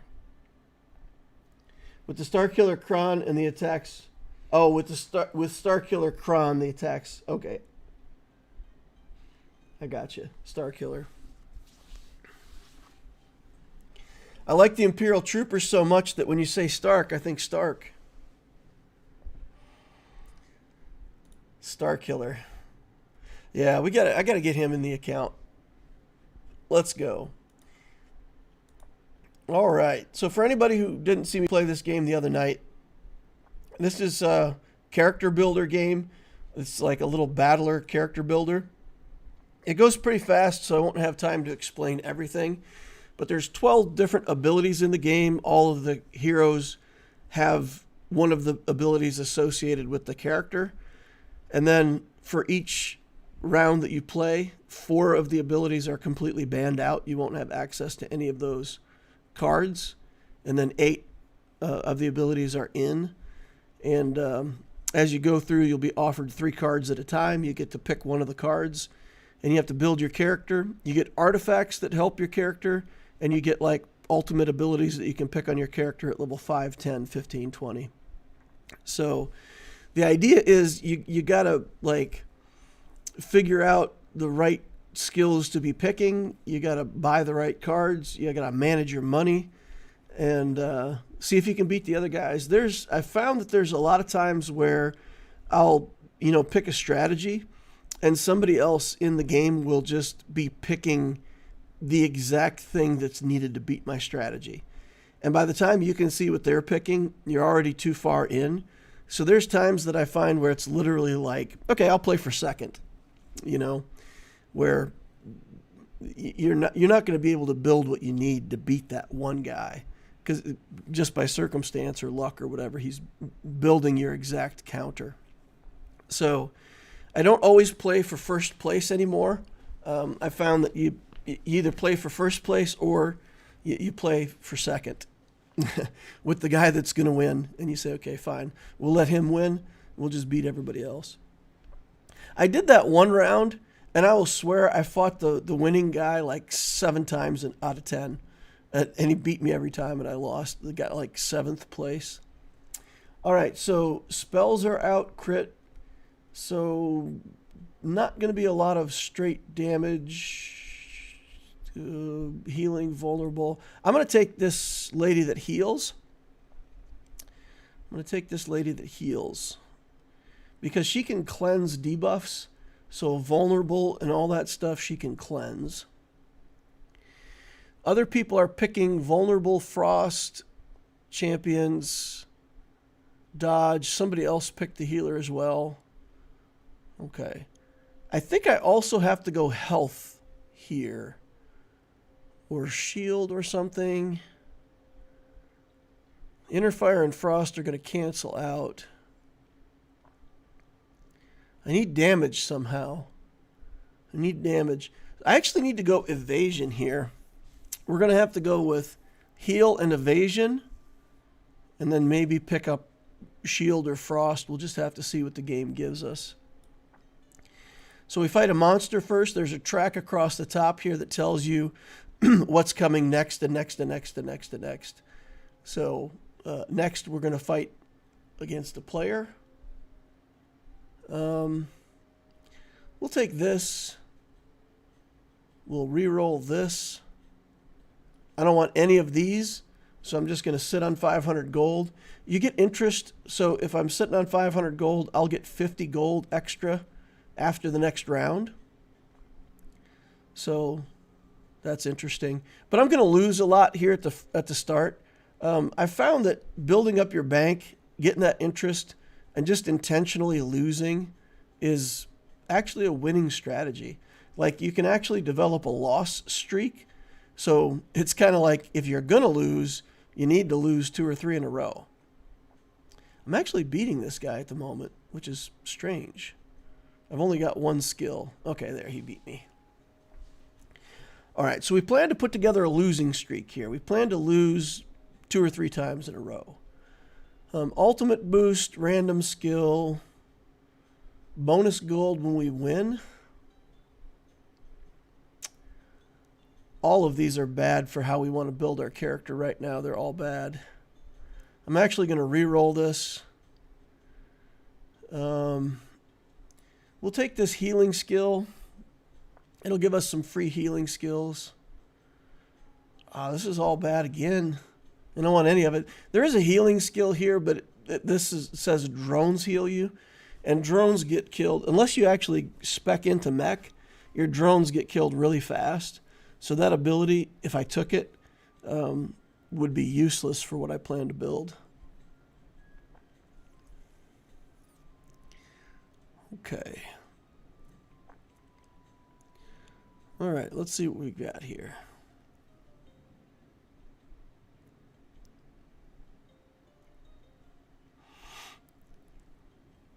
Well, as predicted, we're going to lose some. Second in our losing streak. Let's go. And you'll see that down here in the corner, there's this little flame. And it says losing streak. So now you'll see that my losing streak will go to 2. And I'll get like extra gold for a losing streak. It's not much, but it's funny. All right, let's get out of here. Man, it only wants to give me mech stuff. Interest caps at 1,000. So once you get to 1,000, next turn, if I don't find something that I want to buy, I just have to buy it. I have to start buying stuff because we'll be at max interest. But our losses so far, we've lost 1 and 2 life. So as long as we're only losing 1 or 2 life, we don't care. We've got 30 life. You can see it over here. The advantage to losing early, there's another funny little advantage to losing early, which is when we go into the next phase, we're going to do drafting. There's going to be 8 boxes out in the middle. And if you're doing the worst, you get to draft first. So hopefully there'll be a healing box out there and we can run out and grab some kind of healing box. There's no healing box. There is evasion though. Let's see if we can get to this evasion. There we go. So we picked up some of that evasion we're looking for. All right. And now we got to start spending money even if we have to pay for rerolls. Oh, somebody got an alt already. They've got the alt for the mech. That's not fantastic. Okay, we're going to take this one. Come on. I guess we're going to be invulnerable then. All right, we get some of our evasion that we're looking for here. So let's do shield. Let's do evasion there. Okay. We still don't have that much heal, so eventually we're going to be healing so much that characters like this, they'll do a bunch of damage to us, and we'll just like flex between half and full life if we can get the character built with healing skills. So far, I've not been offered many healing skills. We've gotten a couple free ones here. We've gotten 3 free ones, but we haven't been offered much. Okay. I think we get to fight. We got to make sure to stay at 1,000 because we want. Next, we'll fight an opponent, and then we're going to fight a monster right after that, and then we have to end our losing streak at that point. So, all right, here we go. Healing skills, but the best one here is healing suppression. We're actually going to have to skip that for now, as unfortunate as that is. All right, we're at 1,000. So this should be our last loss. After this monster, we're going to have to spend a bunch of our resources, and we're going to have to try to get into this game, stop the losing streak, and get that flipped over to a winning streak. It's like TFT from Riot. It's like a lot of battler games. I mean, you can tell that it takes its roots from a lot of different things. But like the little blend of cards and character stuff, I think is pretty cool. And it's got a pretty good variety, right? Like what gets banned or allowed in at the start makes a pretty big difference. So there's a lot of variability in the game. So I think it's pretty cool. I like it. It's entertaining me so far. We've got a lot of vulnerables, so I'm going to go ahead and take a vulnerable here. All right, evasion, denying, reversal, curse. Let's do this and get some more life. Curse, surge, damage. We don't have a lot of shields, so we'll take this. We'll take Frost Trap. We got to go fast. Let's go. Ice Barrier to enable it. Healing Touch to enable it. Frost Trap. Prophecy. We're down to 700. We need a Frost skill. Let's line ourselves up with a Frost skill. We could take Curse Eye. Okay, we'll have to stop there. Getting another Frost skill would get that to level 8. Getting it to level 8 gets us another level on our character. When we hit level 5, we get an ability. So next time when we buy, we really need to get an ability. We're starting to get the heal skills kicking in. You can see, like I said, we're keeping our life pretty much above half. And this character gets a lot of these wins where she doesn't have enough damage to kill him, but eventually she wins just from not dying. We took the Easter egg after 3 rounds. We're going to get a gold skill. It's random. It might be something great for us, or it might be just absolute garbage. You don't know. But I think it's a chance worth taking. We'll take the healing, evasion. We need all the evasion that we can get. Don't want any of that. Okay. We're still at 720. I think that's enough to keep us in the game for now. Oh boy, we're going to lose this one. This guy's got a ton of healing as well. We don't have any way to stop the healing. We'll be able to start damaging him once we get his mech out of here, but we're not, yeah. We're not going to be able to do enough damage to him. Okay. Not good. This guy, we got to play that guy probably next. So we're going to lose to him as well. Next opponent is Sizzle Snap. Okay, that's the other healer. So let's do Curse. Let's do Damage Reflection. Okay, here we go. We're getting a pink skill for our healing. We'll take that to enable it. And we'll sit on 600. And then we've really got to get to level 5. We can't skip level 5 anymore. We got to get it next round. Healer versus healer. This is probably going to be both of us staying like in the game. Although I'm getting pretty good damage on him. So it looks like I'm going to get a win here. Okay. All right. We got drafting again. I should go pretty early in the drafting. I'm one of the lowest characters. Yeah. So we're going to take more evasion stuff here. Let's grab that evasion. That's going to give us level 5.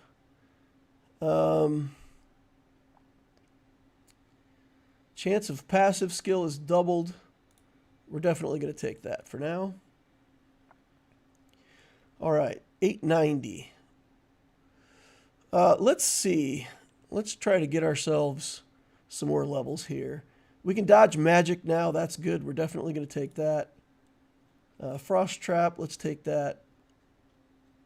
And then we'll sit on 490 for now. We're not in a good position to get to level 10 quickly.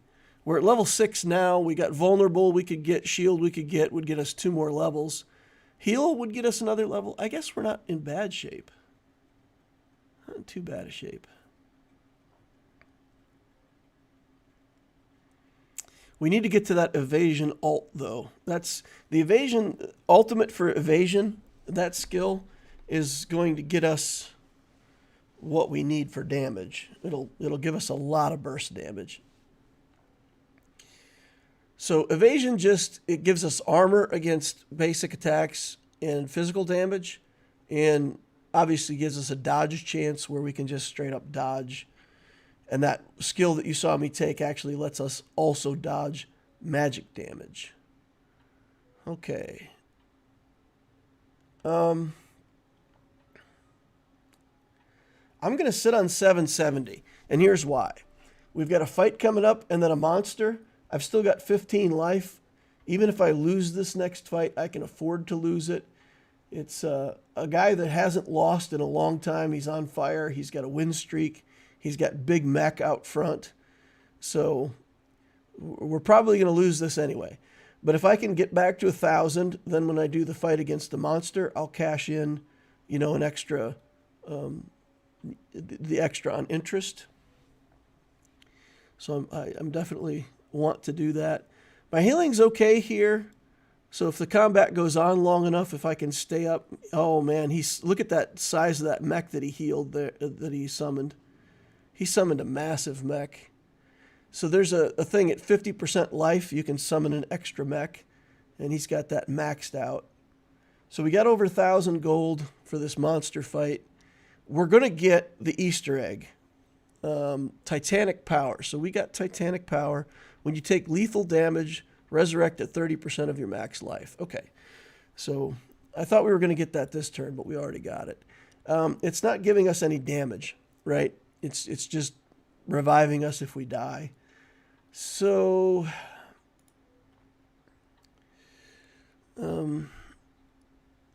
yeah, I kind of, we just need evasion. We've got to get the evasion maxed out.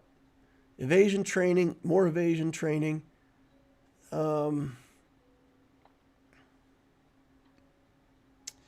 Nope, let's re-roll. Health, we'll take that. Evasion, we'll take that. Anti-freezing, we need more evasion. Here's Hidden Shadow. There's the alt. Wheel of Fate, we take it. It won't be active this round of combat, unfortunately. We won't get that active till next round. So let's take a look at this. So we got the Wheel of Fate. When you dodge, you have an 80% chance that you rebound the damage that you dodge back to your enemy. So if we get that active, there'll be all kinds of little portals opening up and damage flying at these guys everywhere. And we'll be able to win some combats. Heal and Vulnerable are both close to 16. That would get us another level, get us 10, get us another ability.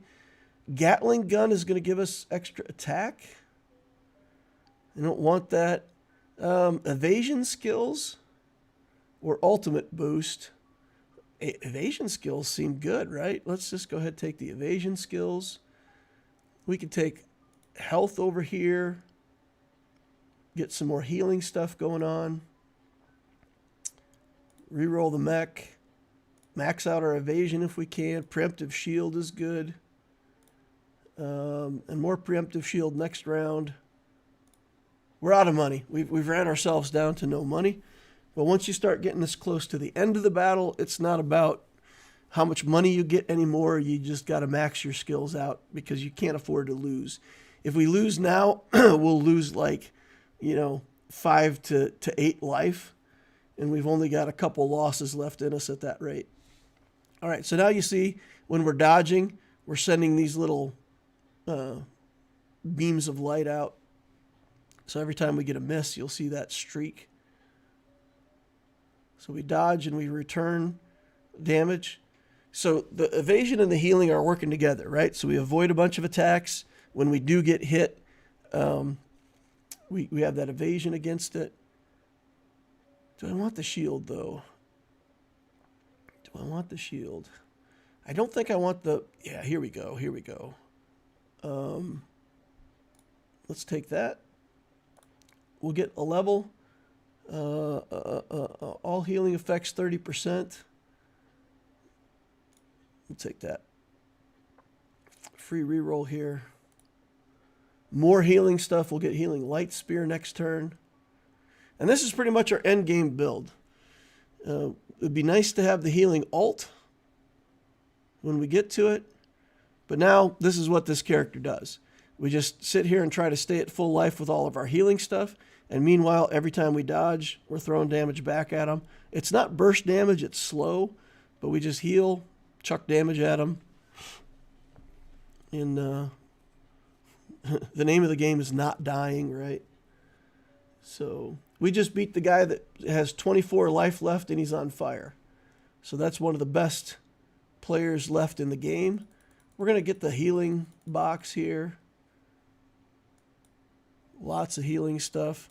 Going to go up to healing level 24. We'll try to pick up the alt. And I think we got chances. This is the guy that we've got to beat. Okay. Down to no money again.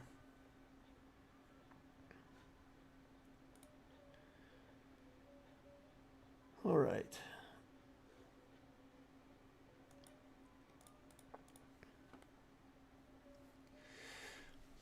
All right, so yeah, I think if we can beat the mech guy, we can win. Mech guy's got a lot of damage though, so we may not win here. He's got a lot of vulnerable stuff. We've got some shield. Shield and vulnerable cancel each other out. So if we can get enough shield stuff. All right, we just revived. You guys saw that. We went down to 0 life and revived. And then we went down to 0 again. Okay. The healing ult, when you die, heals you up. So if we can have those two things together, we'll revive at 30% life. And then we'll get tons of little instances of healing. And every time that you get healed, it triggers all of the stuff that like says when you get healed, it triggers. Evasion. Let's see if we can max out evasion. Let's take a free roll on this. Preemptive shield. Yeah, we're down to no money. So basically, if we can get the healing ult, we've got chances. If we can't get the healing ult, I think we're playing for second place against the mech guy.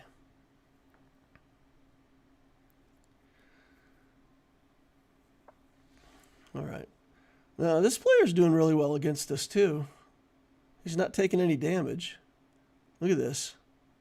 Holy cow. We're throwing all kinds of damage at him, and he's staying right at full life. Brutal. Yeah, we're probably going to lose this one. How did we lose that? I think we were at more life than him. All right. Not enough. We needed to get to that healing ult. I'm surprised that I lost that last round, though. Really. I thought I would have won that. All right, we'll go again. I'll play like 3 or 4 of these. Just for funsies, for people who might want to see this. Does anybody in chat got any questions? I see that we got a spike of people. I don't know if somebody like raided us with a stream or something. So if it's a Star Wars Galaxy of Heroes raid, I'm playing a different game called Alpha League. I played my Grand Arenas and now I'm just messing around with Alpha League. If anybody's here to see the Alpha League, feel free to toss any questions that you might have over in the chat. When I'm playing the game, I have to concentrate, but on the rounds where I'm just holding money, you guys can ask questions and I'll try to answer them. I wonder if maybe I would have been better off going shield than evasion. Maybe it would have been better to do shield rather than evasion. Evasion's really good. I like evasion a lot. Maybe shield would have been better because I think what beat me at the end is that guy kept getting vulnerable on me. And between canceling out my shields and actually getting some vulnerable stacks to stick, that's how he was beating me with his damage. So maybe I should have gone heal and shield instead of healed and evasion. But the ult for shield is not good though. All right, we got spells. We've got crit, mech, evasion, inner fire, shield. So we have inner fire and no frost, which is important. Toxin and vulnerable are both out. So basically what we could do, we could either play the samurai and go for crit damage, or we could play this crunch mech and go defensive. Let's do the crunch mech. Ooh, some other people went for the big guys too.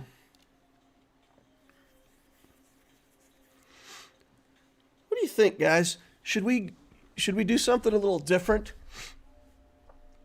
and try to get the crunch mech to be a attacker? We're in an arena that's going to give us a free trait. So we could take less ultimate attack speed boost, or we could take this. We'll take that. we're gonna build our guy as an attacker.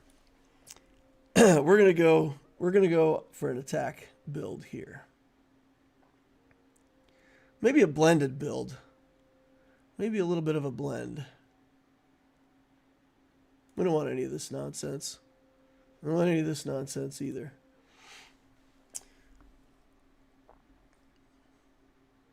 What we're going to try to do is build health, because you always build the main stat for your character. Like this guy, I'm pointing at my screen, you can't see it, but up top there you see right beside where it says level 5, it says he's a health-based character.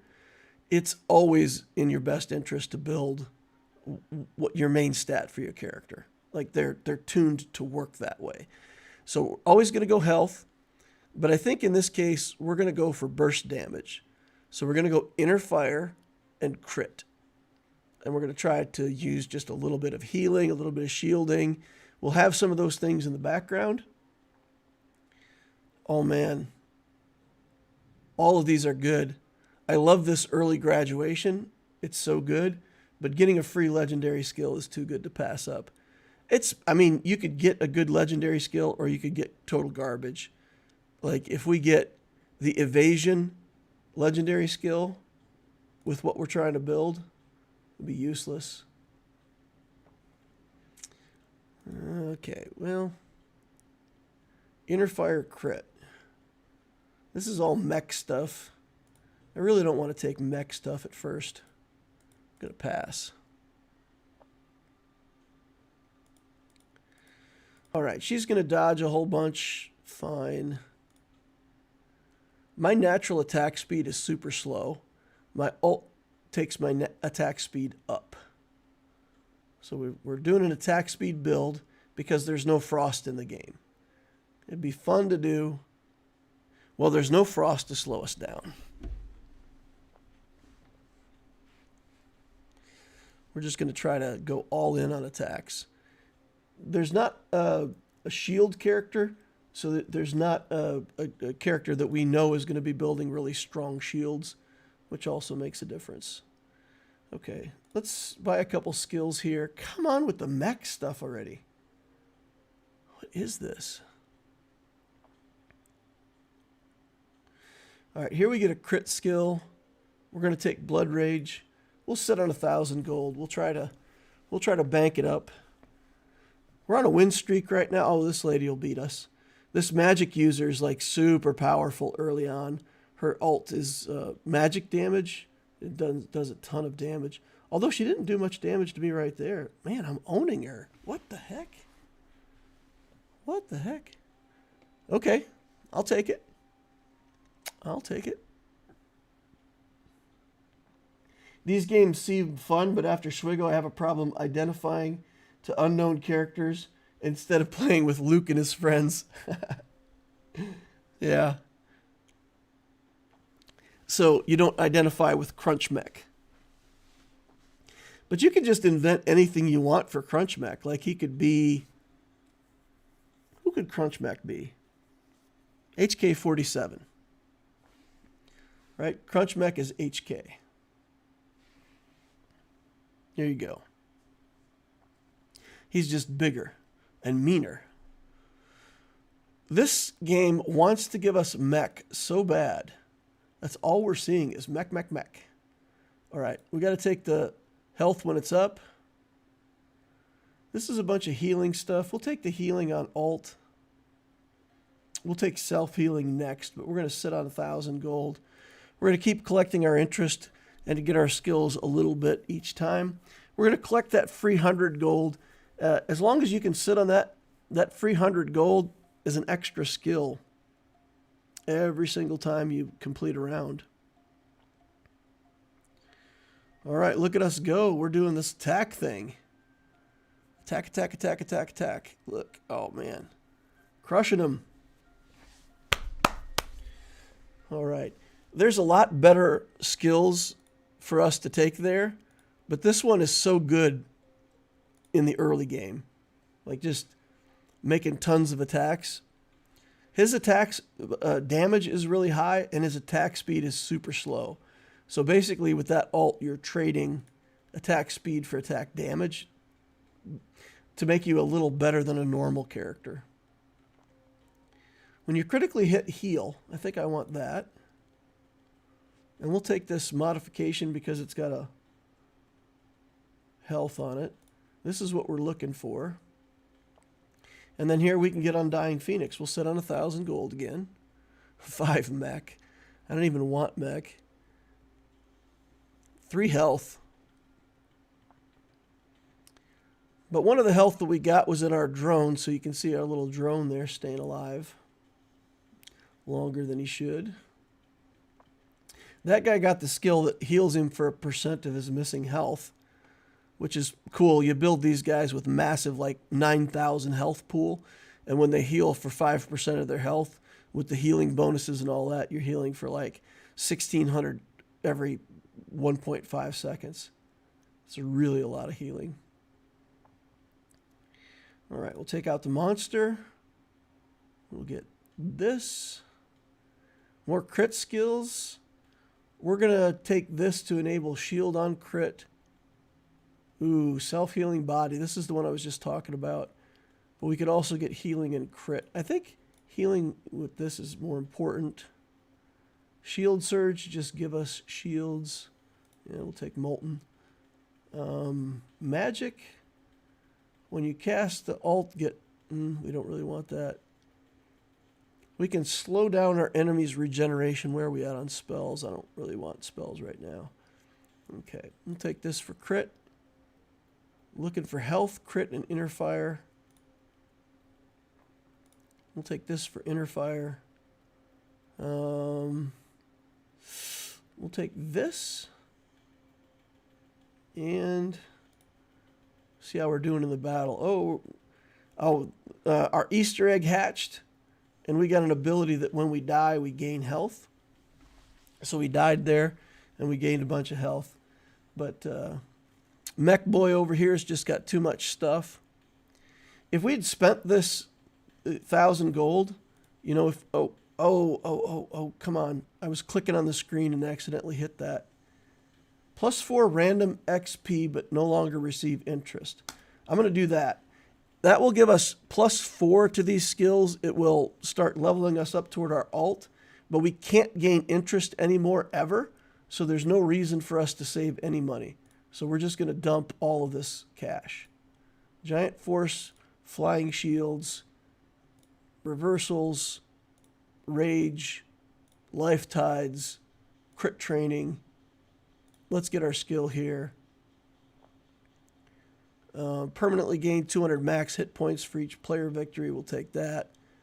Evasion denying, crit chances over here. More stuff with inner fire. All right. Reroll it. Take that. And then we'll wait for our next battle to finish.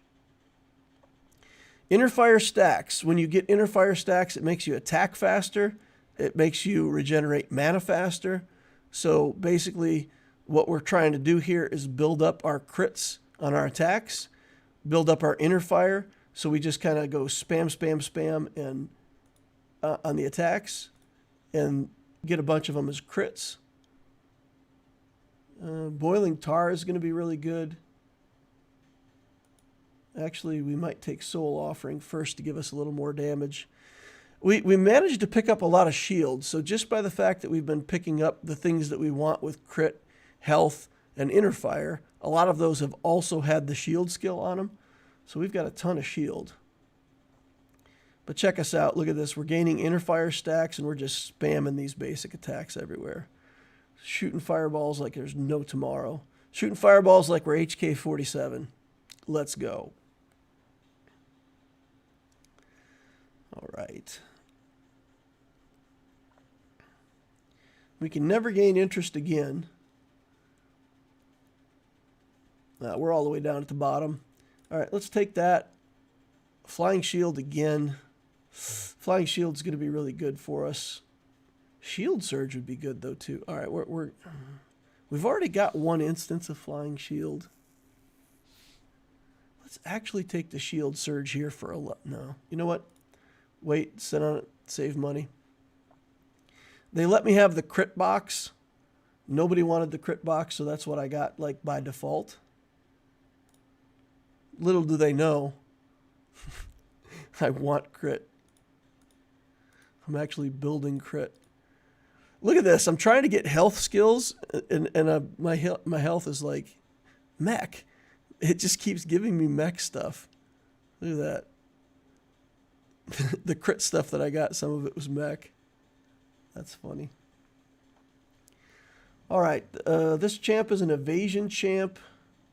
She's going to dodge all of our first hits. Look at us go. We're just throwing stuff at her right and left. She's healing through it all for right now. Here comes our ult. The ultimate on this guy is just a bunch of extra basic attacks. So he just throws like 4 fireballs in a row. If she gets her evasion ult, she'll completely annihilate us. So we've got to look for a little more healing, I guess. I don't know. I'll take that flying shield. Oh, nice. Critical damage increased by 2%. Magic damage can also hit. We don't care about that. Gain extra crit chance. Let's take this. Oh, man. We're just getting offered shield and crit everywhere. Iron skin. More flying shield. I think we do more flying shield. Okay. Oh, I know why. Yeah, I'm forgetting. I got this anti-bank thing that's getting me +4 random genre XP. That's why mech and all that, because it keeps throwing it into things like mech and heal and whatever. So those things look like they've got a bunch of points, but it's just from this random anti-bank. We're trying to level up because these abilities are really good for this character. So this is going to help us. We've gotten 16 experience out of it already. It's going to help us level up, get more of those skills. Okay, preemptive shield, flying shield. I think we just max out flying shield right here. 200 damage per hit's pretty good. When you cast an ultimate, heal. And then we got shield over here. Take that. And then mech. We've got 15 in mech, so we can go ahead and take that. Revival breath seems really good. We'll take that on healing. I don't really want more mech. We'll re-roll that. Phoenix, body, modification. I think we'll take more inner fire. Let's get our next alt thing here. Gain another 500 hit points and more armor. Look at this. We're just pouring shields and reflections and all that into this guy. Oof. Inner fire, shield. And we still have this immune to the first, when we get killed the first time, we still heal a bunch. Okay. Yeah, look at this. Health is lagging down here at 11. We've got like complete garbage health. That's hilarious. 160 armor? Is that better than a legendary skill at this point? Who's dealing magic damage? She is. I think I'd rather just have the armor. Just have the armor. Okay. Shield on ultimate. Evade on ultimate. Holy fire on ultimate. Let's take that. More crit. Oh, and we get offered the crit finisher. Look at this. All right, we'll save up our money. Next turn, we'll get the crit finisher.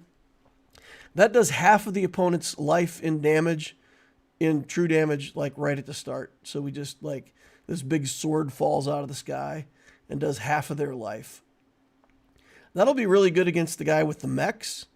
The mechs share damage, so he won't take half of his life in damage, but it'll do a lot of damage to the mechs right away. So I can get them out of the way and start doing damage to him. That might be the route in on this guy.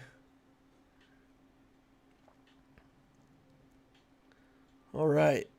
Let's get level 20 here, guys. Take the slash.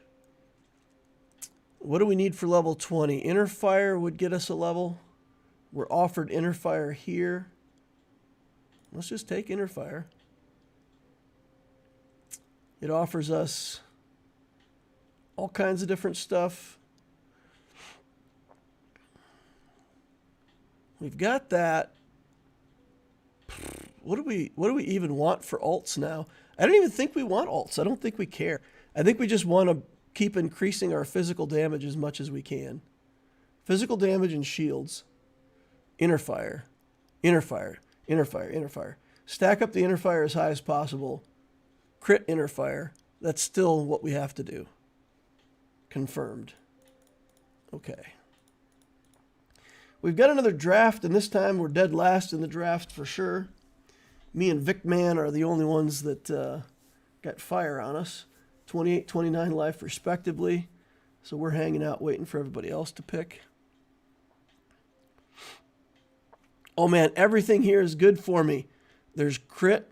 There's evasion. I mean, I don't have evasion in my build, but I could use it.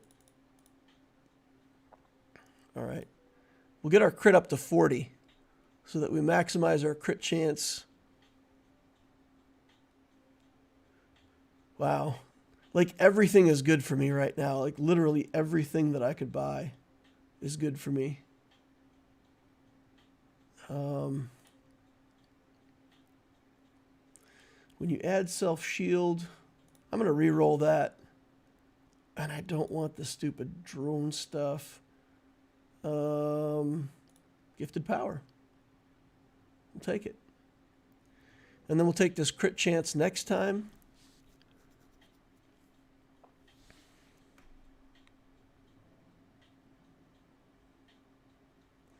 All right. We're going crazy.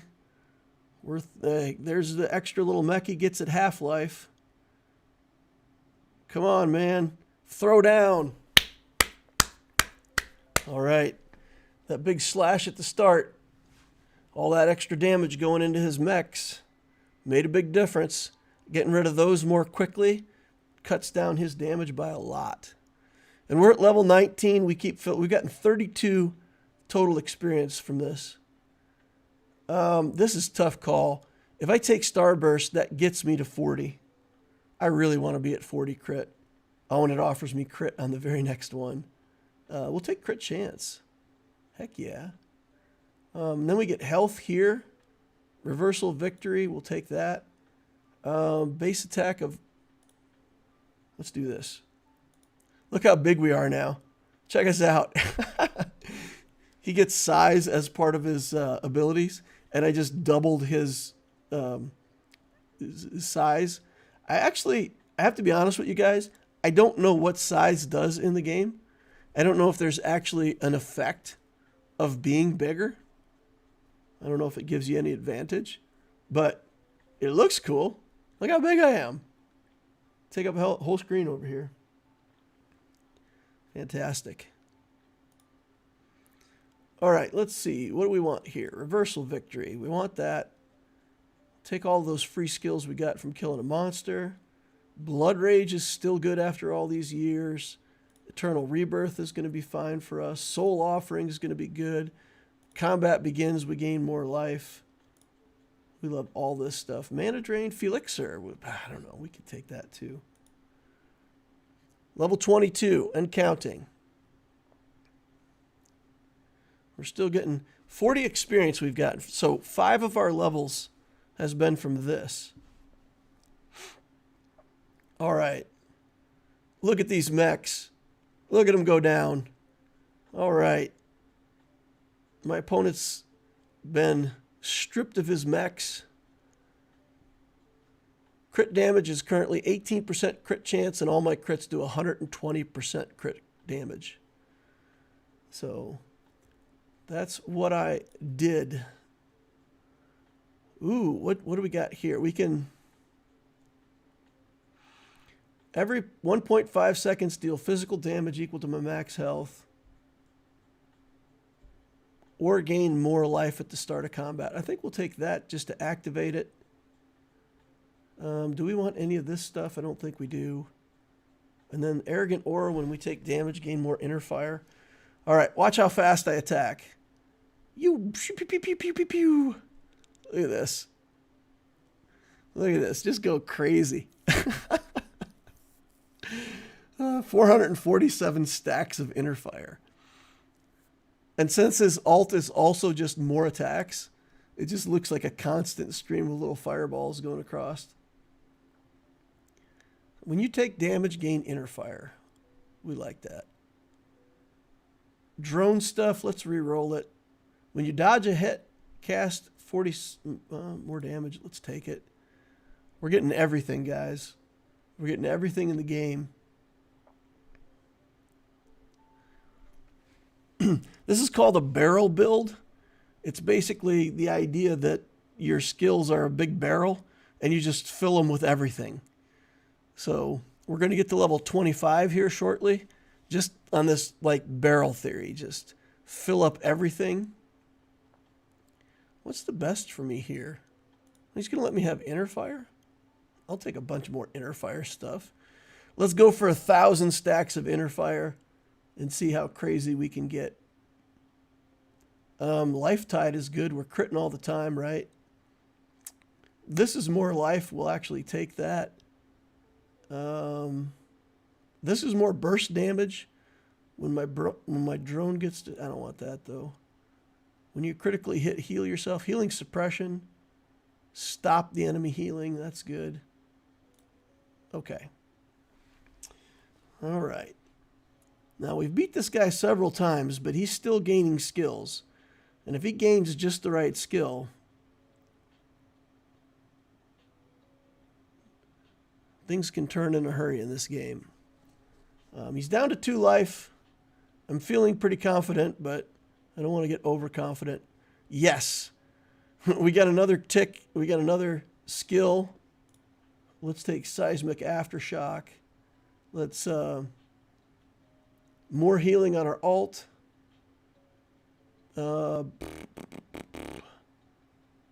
Sure. We'll do Hex when we get the next skill. But this is it. If we win here, oh man, Sky Splitter Slash, just the amount of damage that it does to his mechs is just so good. There you go. There you go, guys. A basic attack inner fire crit build on a guy that's supposed to be massive, where health is almost his last stat. First place. That was fun. So that whole build just triggered off of the fact that there was no frost in the game. Inner fire was in, frost was not. So you get this cool thing where you get, you know, level 5 right away. We could activate our basic attacks and then just make a basic attack inner fire build, knowing that there was no frost to slow us down. Fun stuff. Giant Robot and Loquid are on fire. Thanks for the stream. I have to head out now. Have a nice weekend. All right, see you later, man. See you later, Mechanican.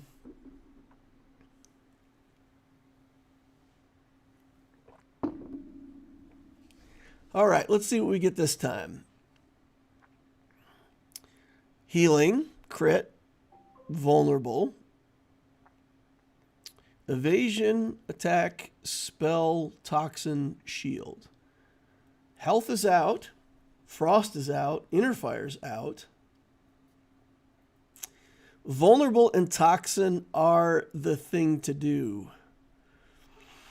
I want a vulnerable champ. I can do a free reroll here. I still don't get a vulnerable champ.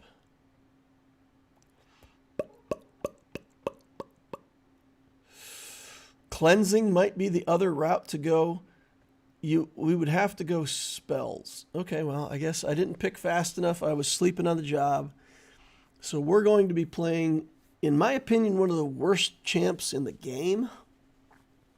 This guy gets shut down pretty easily. Brunhilde is going to make me sad. Okay. So, what are we going to do, James? What are we going to do with James? Let's go on a losing streak first. Let's just establish that as a thing that we're going to do. Then what we're going to do, we're going to take weaponry skills, but only in that we want to activate toxin and vulnerable. So we're going to play weapon. Nah, that's not going to work. It's not going to work. We need to go weapon, spell. Weapon, spell, and everything else is secondary. We could go shield. We could do shield to try to knock down the enemy vulnerables. How do we beat the crit guy? No frost. Okay. So I think we're going to have to do shield. Weapon, shield, and spell. This is going to be a weird build. But here's what we're going to do. We're going to go all in on spell, and we're going to try to set it up so that we get an instant spell, and then use our attacks just to generate a bunch of other stuff. But we're going to try to do spells over and over again. And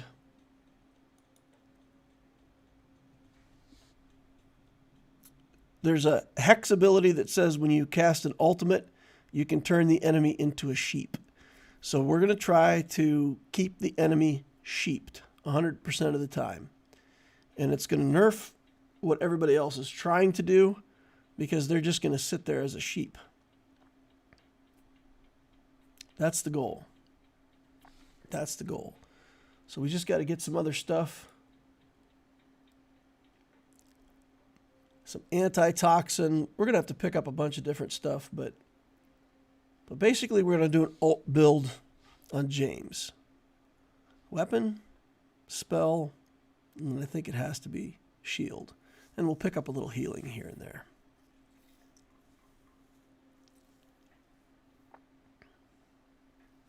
Ooh, that was a nice series. Lots of bullets flying out of James right there. Okay, that was pure luck. James has the ability that when he does a basic attack, he has a chance to multi-attack. And I got boxing gloves, so my attacks are better. I'm trying to, stay in it in the early game. And he just did like multi-attack, multi-attack, multi-attack like several times in a row. Statistically unlikely. But yeah, so we kind of, we didn't deserve that. When you ultimate something happens, we're going to take all of those things. Attack suppression is so good, though. We've got to take attack suppression on the way by. We'll sit on 1,000 gold. We'll re-roll that. We'll take this poison claw. That way when we attack, we poison our enemies. All right. Missing a bunch on her. Now that her evasion is down, though, I think we got chances here. Come on, boxing gloves. Big basic attacks. There's some multi-attacks. Yeah. A couple of those multi-attacks come out, man. He's dangerous. All right, on a two-win streak here. We're picking dead last. There's 4 boxes with weaponry. Spell, toxin, crit. It doesn't even matter. Everything that we get here is good. All right, we'll just sit here like we don't even care. We'll let other people pick. They can run around out there. We're going to make that box come to us. Oh, attack suppression again. Oh, I'm so strong. I'm so strong right now. For the early game, this is insane. Spear of Healing we'll take. Felixer gives us spell. We'll take that. Lucky Magic. We'll re-roll this. Okay, this is going to give us another Devouring Blade. Spell Sharpness is probably better, though. We'll take Spell Sharpness. Sit on 1,000 gold. We've got boxing gloves that increase our basic attacks. And we've got 2 attack suppressions that mean that other people's basic attacks do 40 less damage. So he just got several crits in a row. Nothing we could do about that. Okay, what is this? This is a bunch of stuff we don't want. Fierce counter, we'll take that.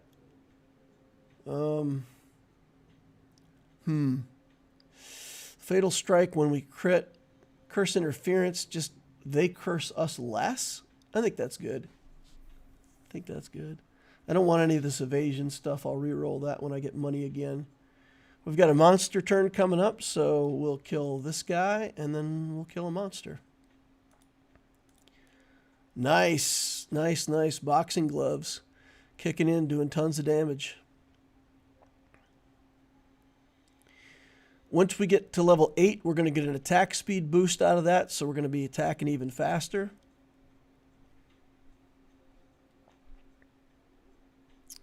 My idea to get shield isn't really working out, though. I was hoping to get some shield stuff. I suppose we could take dodge equals shield. Evasion denying. Maybe evasion denying is worth taking here. 300 gold. Let's take evasion denying. Just to stop other people evading some of our stuff. Slow that down a little bit. Shield surge. Shield equals poison. Spear of healing. Yes. Cloud change. Yes. Bunch of garbage we don't want. Tenacious. Poison armor's probably good. Let's take poison armor. Death touch. Bloody curse. We'll take the curse.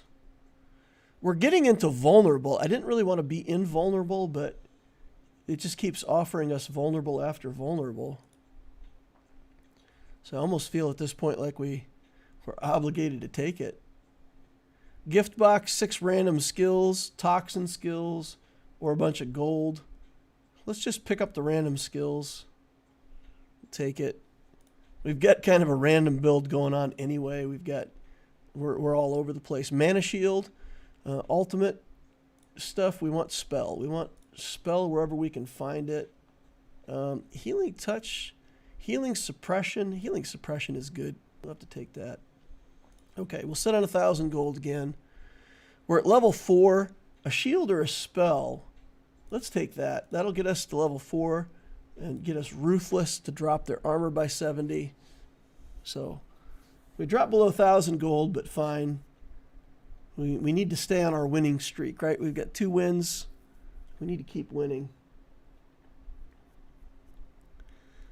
All right, vulnerable build here. So our shields are going to be able to cancel out some of his vulnerable nonsense. Oh!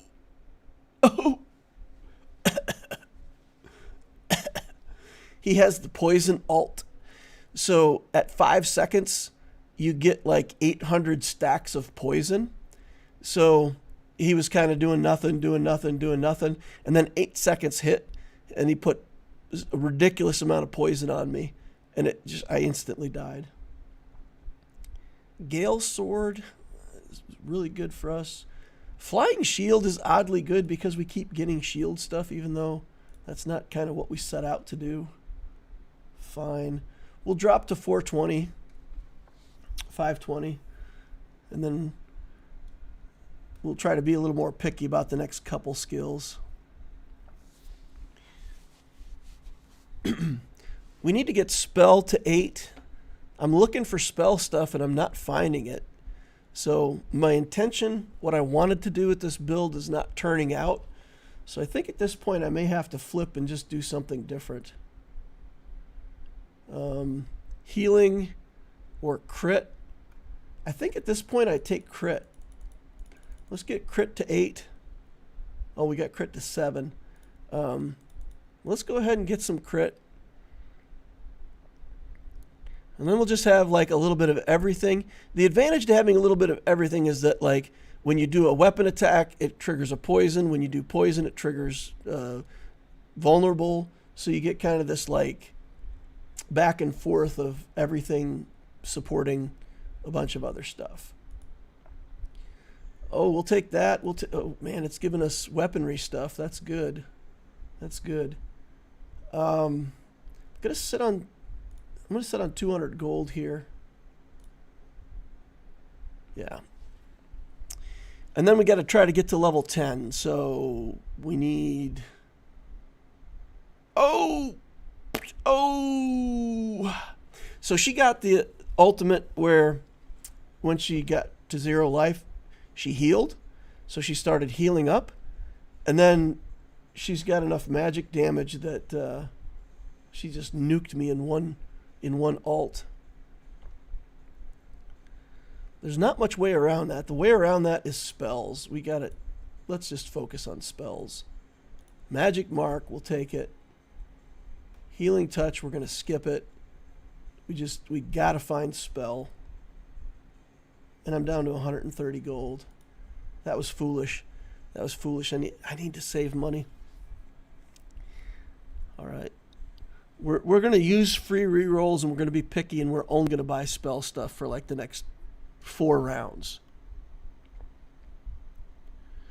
That's the only way I'm going to beat that mage character. Oh, boom. Maybe I won't beat anybody. Lost to the evasion lady here.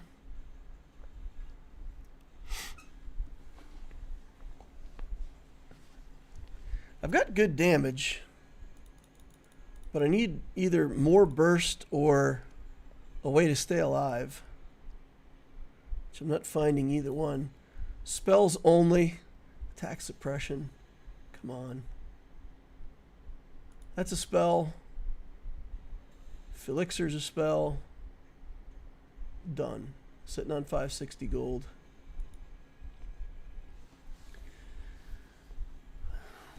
Yeah, I don't know, guys. It's not coming together. The build is not coming together. I just did not get enough spell for what I want to do, and it's really what I need. I really need to turn these things into sheep. We really need to sheep. I messed up in the very beginning. I was looking at stuff and not paying attention. And, I just didn't get the barrel theory now. I think it's too late for barrel theory for me. Yeah, we'll take the heal skills. I messed up when I picked my character. I didn't really want to be in James, but I just waited too long trying to figure out who I wanted to play, and it assigned me James. So, trying to do the best I can with this guy, but it's not what I want. Okay, we're gonna sit on this. It's no normal attacks can heal me.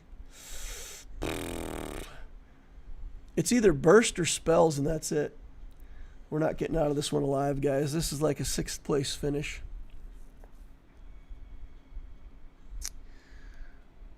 Oh, got a bunch of multi-attacks right at first.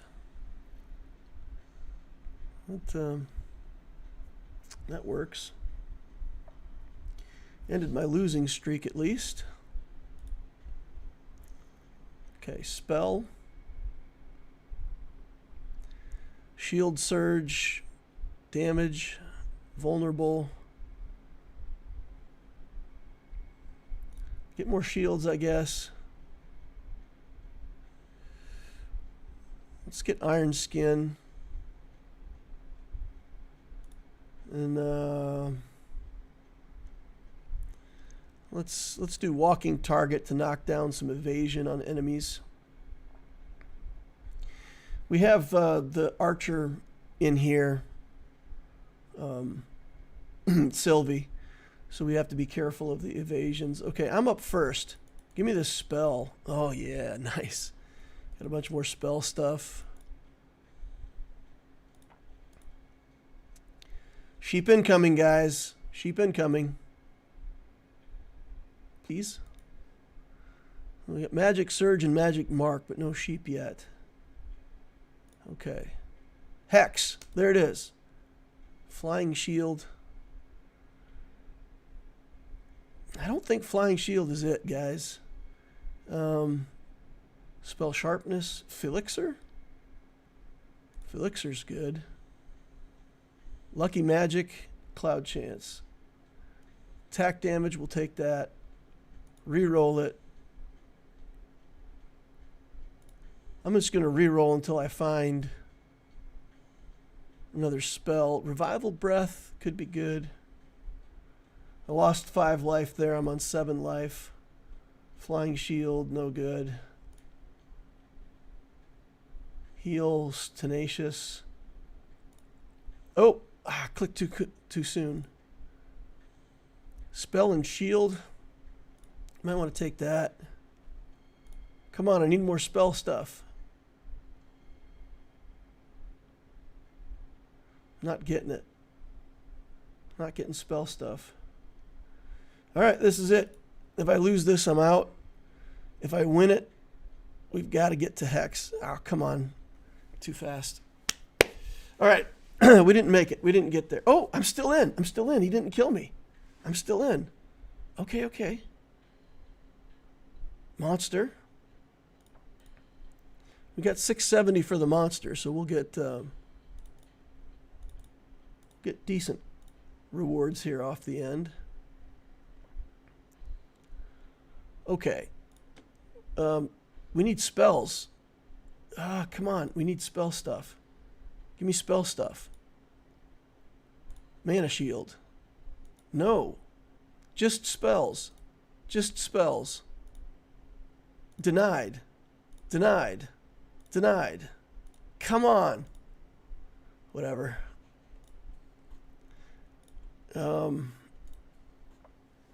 Just go for burst, I guess, because it's not giving us what we need.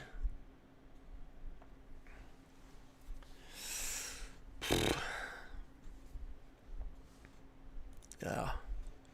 Rough. If we could have got that sheep gimmick going on, I think we would have won that arena. We would have won it. All right, let's play again where I actually get to pick a character that I want. Ugh. Too slow on the start.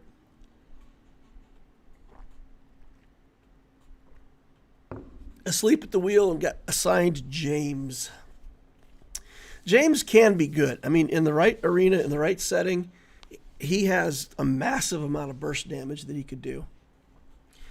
The problem is, when you build him that way, he loses really hard to things like evasion or shield.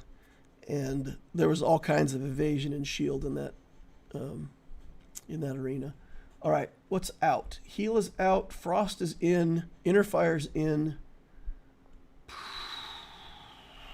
Okay, so this is a burst damage arena. This is pure burst. This is going to be, we're going to build Helsing, and we're going to go with Frost, Toxin, Vulnerable, if we can get it. Frost to slow the enemies down a little bit. Toxin and Vulnerable just to burst down the enemies with the massive amount of damage.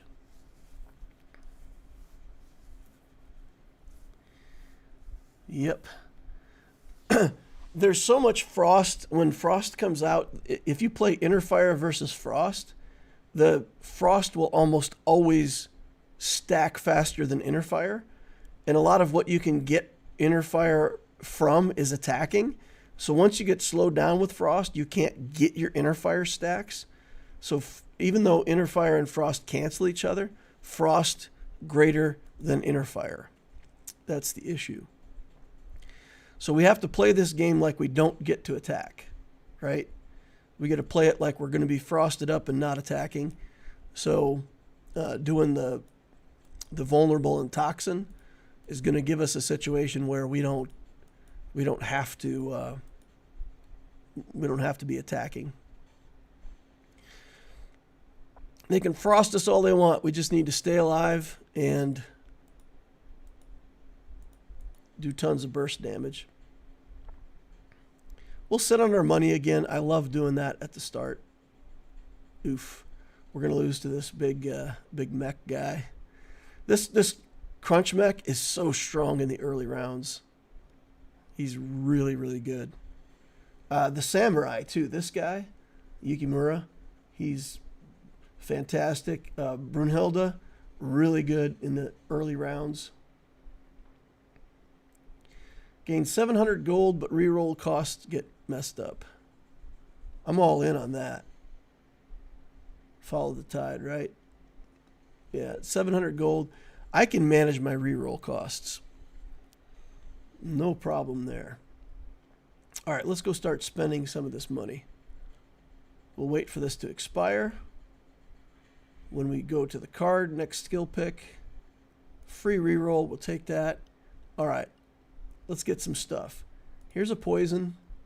Mech stuff, we don't really want mech stuff, but this gives drones a bunch of extra life. We'll do it again. Okay. The game's telling me I want to be in mech. Weird. Sure? Question mark? My mechs have almost 300 hit points already, which is not what you want out of this particular character, but that's what the game's telling me I get. All right, so his ability, as long as you can keep vulnerable up on your enemy, their armor and magic resistance is reduced. So eventually we want to make sure that we have 100% uptime on vulnerable. You have to play this little game. Vulnerable and shield cancel each other out. So Brunhilde is kind of my worst matchup because she will be constantly removing my vulnerables. Here's the Curse Surge. We'll take that for sure. We've still got some money. Yeah, we can take shields. Flame Surge, Inner Fires. We'll take that. It's not bad. Molten Shield. We'll take that. It's definitely not going the direction that I wanted to, but I got to spend my money. My reroll cost is high, so I kind of got to take what's offered to me. Some more early losses here that I don't care about. Okay, and then we get draft. I'll go kind of in the middle in draft. I'll be at like 27 health, I think. Ooh, 26 health. I actually don't know exactly how they calculate how much damage you take. Let's get to vulnerable. That's what our character's based on. So like some characters there would do 1 damage to me. That character did 3 damage to me. Maybe it's the amount of time that you're in the battle. I don't actually know how damage is assigned. Maybe it's random. Maybe it's like a D4 of damage or something. All right, let's pick up poison here. Modification. Hit points to drones. Man, it just wants to give me mech. Fatal Strike. We don't really want Fatal Strike. I don't expect to be critting a lot, but we need those vulnerable skills every time they come up. So we'll sit on that. 350 life on my little drone here. I'm droning it up. It's not what I wanted, but this character's bad for me because I'm trying to stack vulnerable stacks, and every time she gets shields, it cancels out the vulnerables. So I can't stack up vulnerables to get damage on the character. We still won, though. Wow. Okay. I did not expect that. 2 more clicks. Oh, man. Look at this mech. Like, it just wants to give us mech.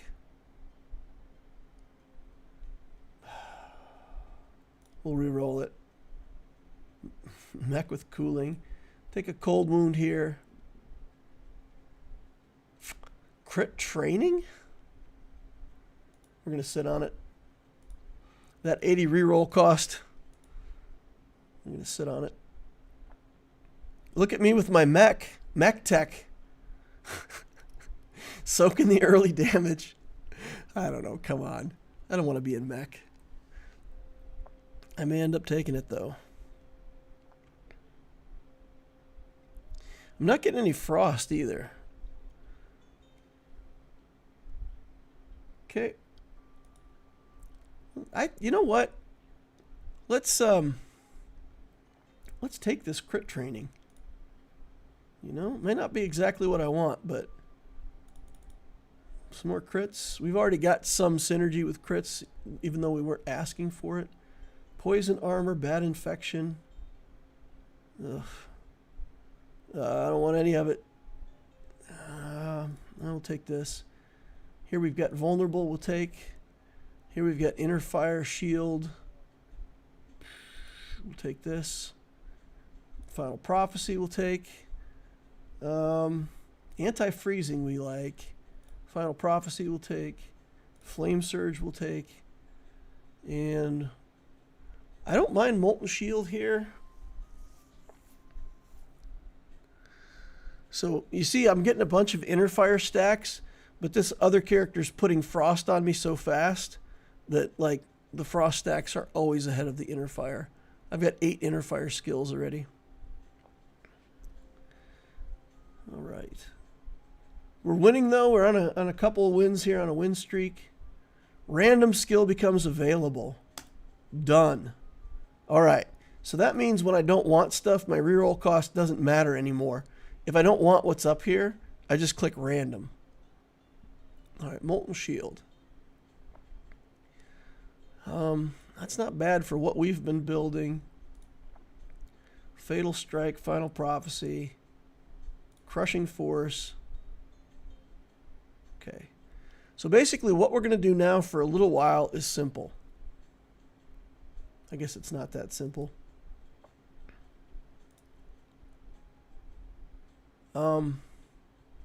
Hum. Corruption breath, frost giant. Probably should have taken the free reroll there. All right, my drone's got to absorb some damage here. It did, but now we're hosed. Oh man, that was so close. 62 life left on this guy. Oof. Need a little more frost. We need frost to slow down his attacks, or at least to stop him from getting so many inner fire stacks. So should we take frost giant here? That's random. Cold wound. We'll get our frost this way. We'll random this. All drones gain.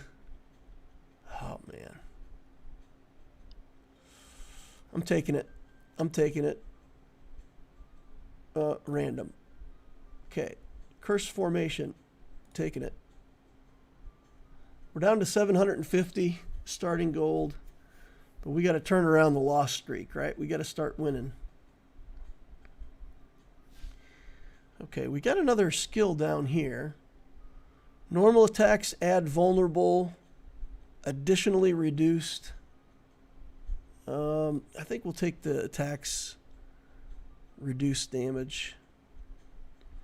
All right, what do we want here? Do we take mech here? I honestly think we take mech here.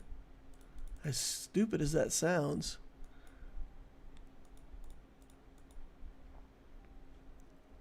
Okay, so we're level 6. We got a long way to go to 10.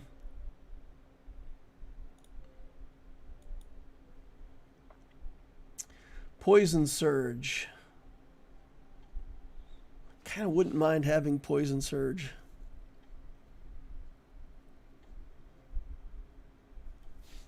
We'll take death touch.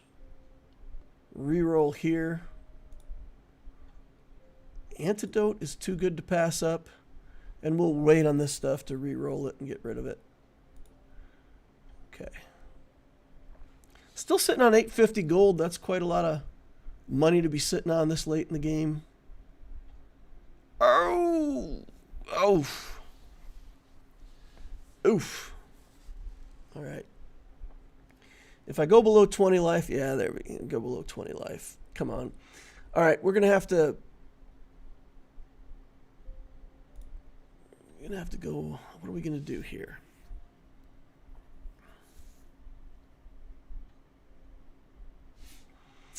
I think we just beeline vulnerable, right? This is so good, though. Let's take it. Random. Random. Really don't want Fatal Strike. Preemptive Shield. All right.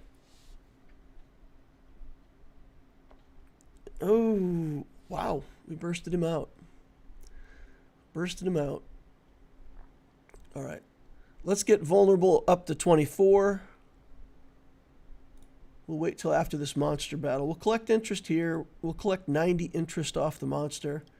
And then we're going to spend to 0.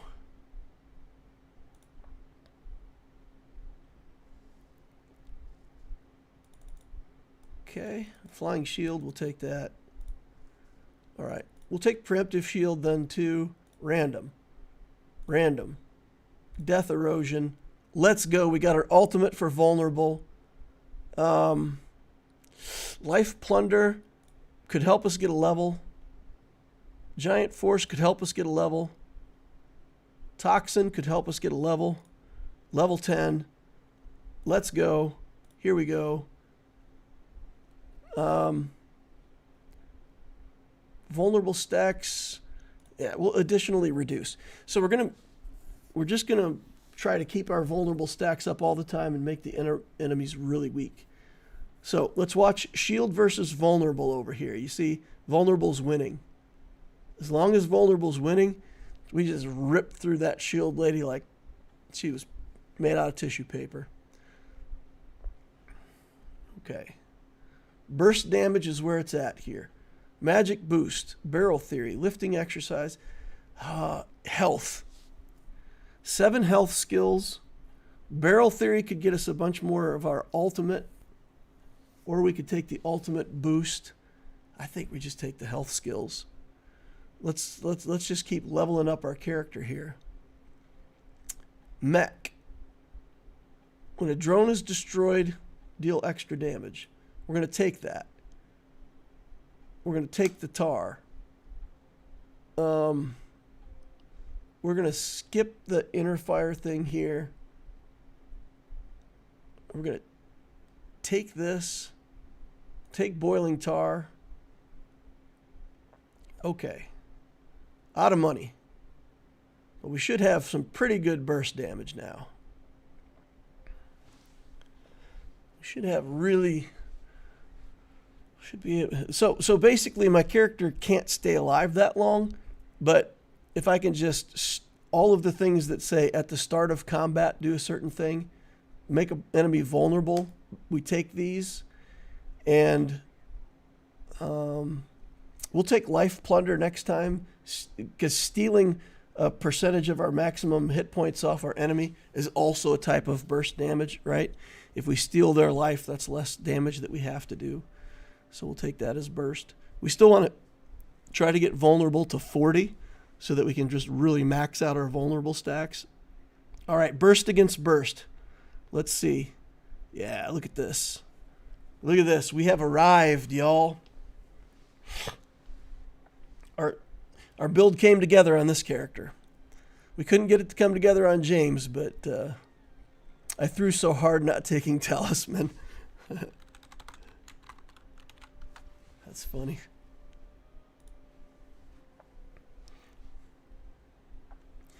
All right, so we're taking whatever's left over. Mech will be left, but little do they know, we like Mech on this character. We don't want to like Mech. So look at this. We could gain inner fire too. We'll take inner fire instead of Mech. I wasn't dead last. Oh, we got boiling tar. We got more inner fire stacks. All right, everything. Start of combat. Life plunder. We'll take it. Begin of combat. Ooh, flying shield. Whenever we add shield, we do more damage. That's more burst. Or add more shield stacks for ourselves to prevent burst. That's better. Let's take that. Okay, and then we're going to do corrosive curse so that we get more damage. We're just stacking damage and damage.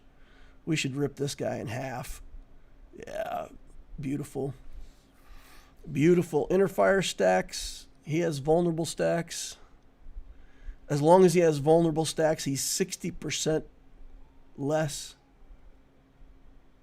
armor and shield, or armor and magic resist. Cold wound, let's take that.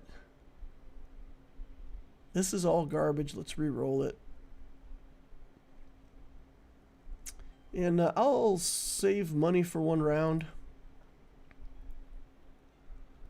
We're going to get health to 16 as well, which is going to be nice. Okay, this is the test.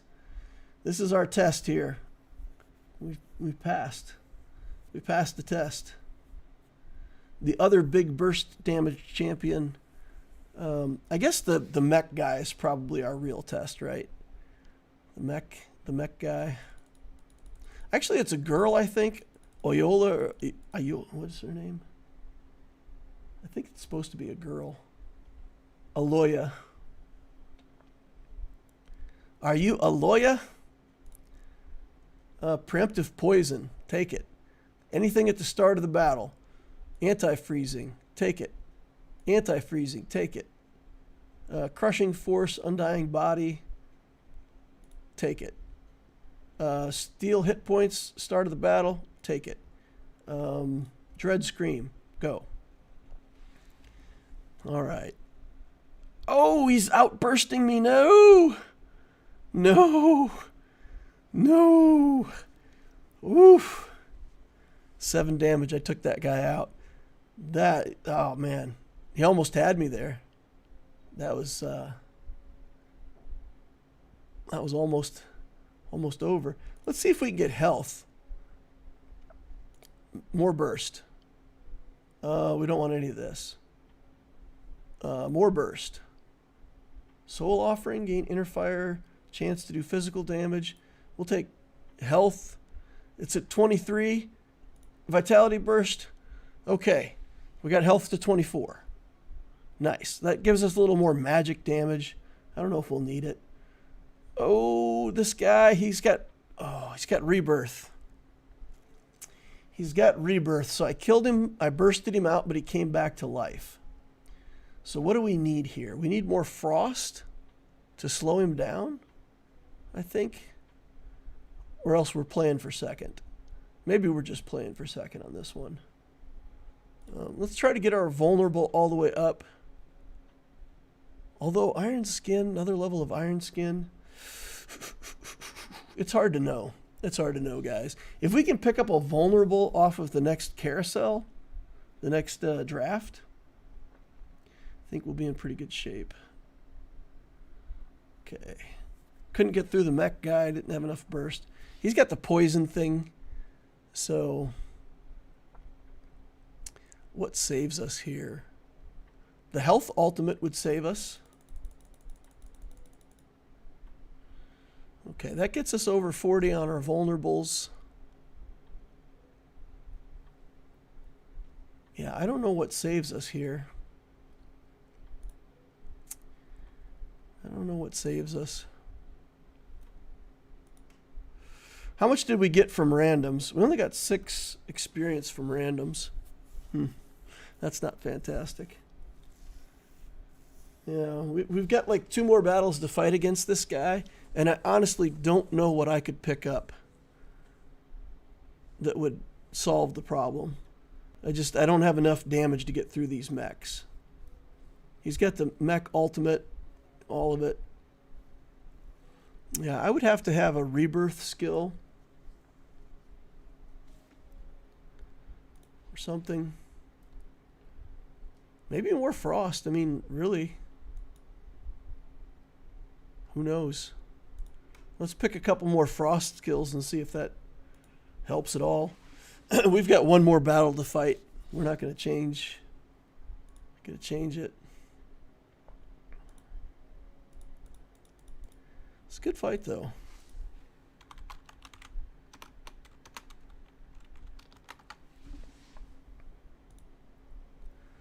Yep. There's a lot of people complaining about this mech character because of the way that it works with the drones sharing your damage, and they also get damage reduction. It's like this unmitigatable damage reduction that nobody else in the game can get, right? Because this character gets all the drones. Anybody can get all the drones, but this character gets, the drones have like 20% more damage reduction on top of what everybody else can get. And you start with 3 drones. Anybody else can only ever start with 2. And you can get another one on the way down to half-life.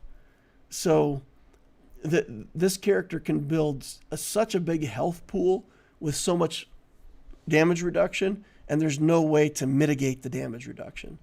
So in arenas like this where there's no healing, basically, if he's got burst and you've got burst, he's always going to win because the health pool from the mechs is insane.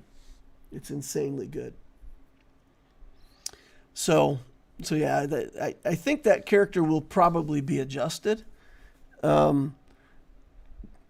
There's, even if you pick all the skills where it says mechs become like 50% more vulnerable against that particular character, it just means that mechs have normal health. So even the vulnerability, the mech vulnerability skill, doesn't solve it. If they did that, if they made the mech skill where mechs became 20, like 15% instead of 10, so if it went 15, 30, 45, 60, 75%, then that would be the solution, right? You could just, the character's not broken if you can kill the mechs. Which is why in that one game I said that having that Sky Slash and just doing a ton of damage to those mechs instantly, that was a winning move. But we weren't going to get the Sky Slash in this particular build. All right, I'll play one more and then I'll be done with the stream for the day. I've got my new player guides that I'm working on. We got to get those established, done, put up on the channel for next week. So I should be able to get those ticking away. So that'll be what I do next after I play this next game of Alpha League. All right, every 5 seconds you gain 100 inner fire stacks. 5 seconds is a long time. You could be dead before 5 seconds goes by. Okay, no mechs, no crit, no big health champions, and no... But Burst is still going to win here. Burst, sustain. Let's take Brunhilde because Frost is in the game. If Frost wasn't here, I would take the Monkey King. Sylvie's good, but I don't know. I think Brunhilde is better here. So the reason I think Brunhilde is better, if you look at the bottom, burst champs that do weaponry, vulnerable, evasion, those kind of champs are good in this arena because of what's in and what's out. So instead of playing what's good in the arena, I try to play the champion that beats what other people are going to see as good. So they come in here and they look and they see vulnerable weaponry, and they see what's banned, and they go, okay, like burst champions are going to be good. And then I can come in and I could say, okay, well, Brunhilde, if I'm building a ton of shields, if I build this character right, I can shut down characters like Helsing, right? And so now I just have to build for magic damage so that I can shut down Alicia and Merlina, and we'll be good. All right, it gives me shield surge right off the bat. I got to take that. Shield and vulnerable, got to take that. I'll pass on this. Healing spring on alt next turn. Desperate plea. Yeah.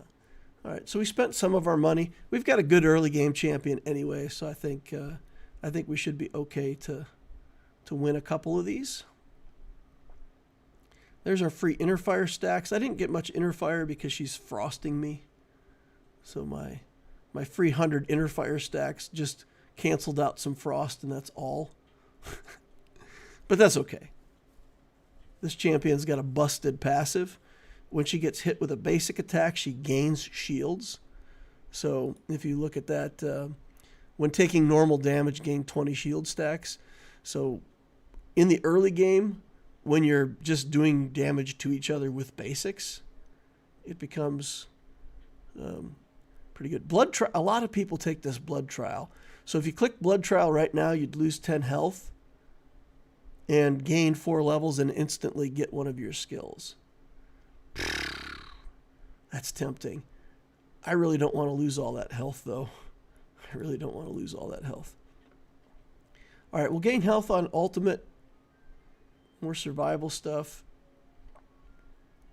We'll take a reroll on this evasion. Here's a shield skill that I want, but we're going to sit on 460 gold, and we'll buy that next time. All right, who's talking? Oh, I don't know what that means. Don't speak whatever language that is. Oh, James. I'm so sorry, James. James is all about doing a lot of little basic attacks. So he's just giving me shields all the time. He's giving me 122,603 shields. It's a sad matchup. If he builds crit, he can get around that. But James, there's no crit in this particular matchup. And he's got to go on a lot of weaponry clicks to get where he needs to go. Okay, we'll take the ice barrier now. Healing touch. We want healing touch too. Let's take it. Desperate plea, inner fire. When you're healed, we can gain stacks. That's good too. It's all good. It's not shield. We'll wait. We'll sit on 540. We want to stack up. We want to be at 1,000 for the next monster fight. So we'll just rely on our early game goodness now and start stacking up. This guy will win. He'll beat us because his vulnerable stacks cancel our shield stacks. And same way as like Frost usually overcomes inner fire. Vulnerable usually overcomes shield until later in the game where you get shield from like everything that you do. And then his nonsense won't work on us quite so well. All right, we're in the third pod. I don't think it's going to get to us with anything good. We're going to have to take like evasion or inner fire or something. If healing is still up, I'll take healing. Yeah, let's take healing. Oh, we got heal suppression too, which I love. Cuts down the opponent's healing. Sign me up for that. Okay, 800.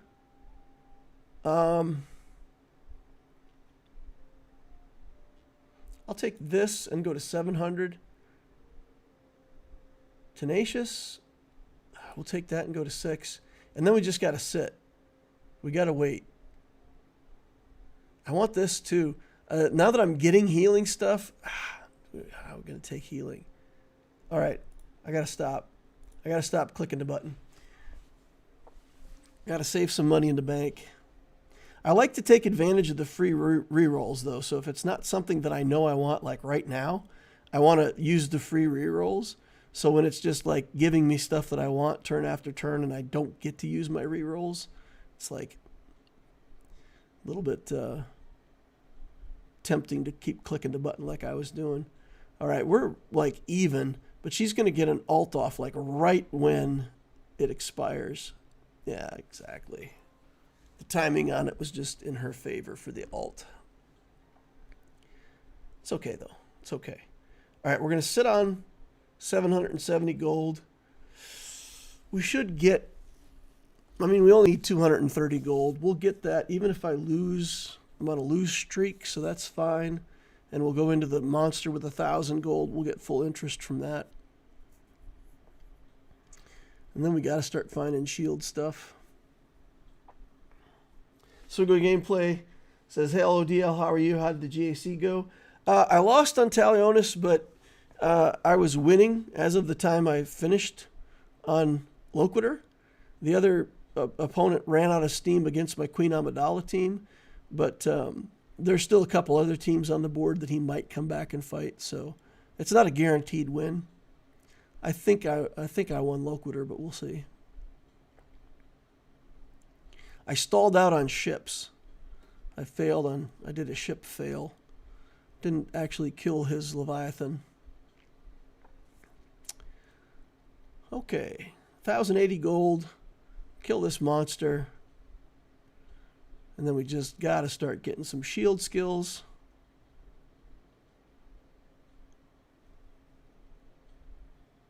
I don't mind the healing stuff that we've picked up so far, but we've really got to focus on shield, shield, shield.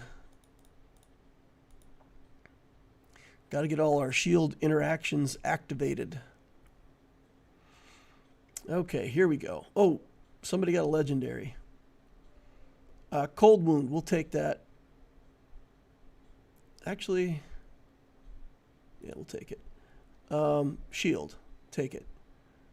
3 shield offerings, take it. Shield, shield. Reroll. Cold wound. Attack suppression. Attack suppression, take it again. Okay. I don't really want shield off of Lucky Charm, but I just have to take like every shield skill that shows up. So even though it's not what I want, I still have to take it. Ugh.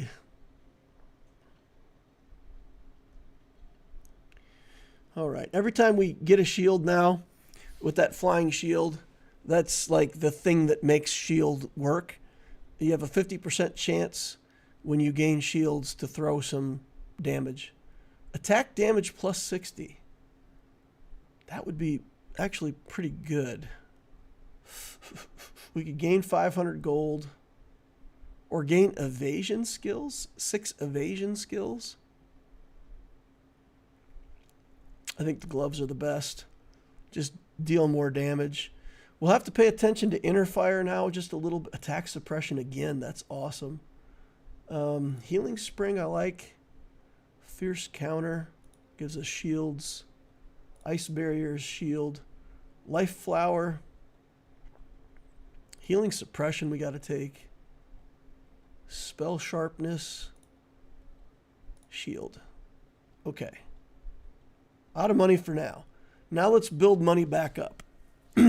So we're only going to spend money to get ourselves to level 5. That's it. So shield and spell, and we're not buying anything else for a couple rounds. We got to go on a win streak here, preserve our 24 life, and we can kind of dip back into the money and look for good shield spells now. Okay, damage reflection here. Molten shield I like better. We said we had to pay attention to inner fire. Ice barrier gets us to 16 on shield, which we want. We also need spell. Okay, flying shield is up. We gotta wait and buy flying shield. Improve our damage there. So much for the idea of building our money back up. But we're doing what I said, right? We said we were going to look for good shield skills. And now you guys see, like, this build doesn't rely on auto attacks. I'm getting my damage from these shields that I'm throwing out. I'm generating inner fire to try to combat the amount of frost that he has on me. And that's it. That's the whole build. You know? He's got the ultimate for shield, so he died, but... And then he sits there gaining shields. So, all right. We go dead last. We take whatever's left over. I don't think shield is going to be highly prioritized in this pick, so we may get shield in the last round. Nope. We got to take attack. Weaponry is in. Okay, fine. We didn't get... all right. So preemptive shield, flying shield. I think we just got to take flying shield. More shield stuff. More spell stuff. We already got the level.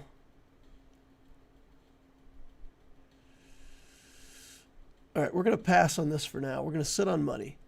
Let's try to gain money back. Counter-Strike sounds good. Counter-Strike is another thing that when we get hit with a basic attack, we deal damage back.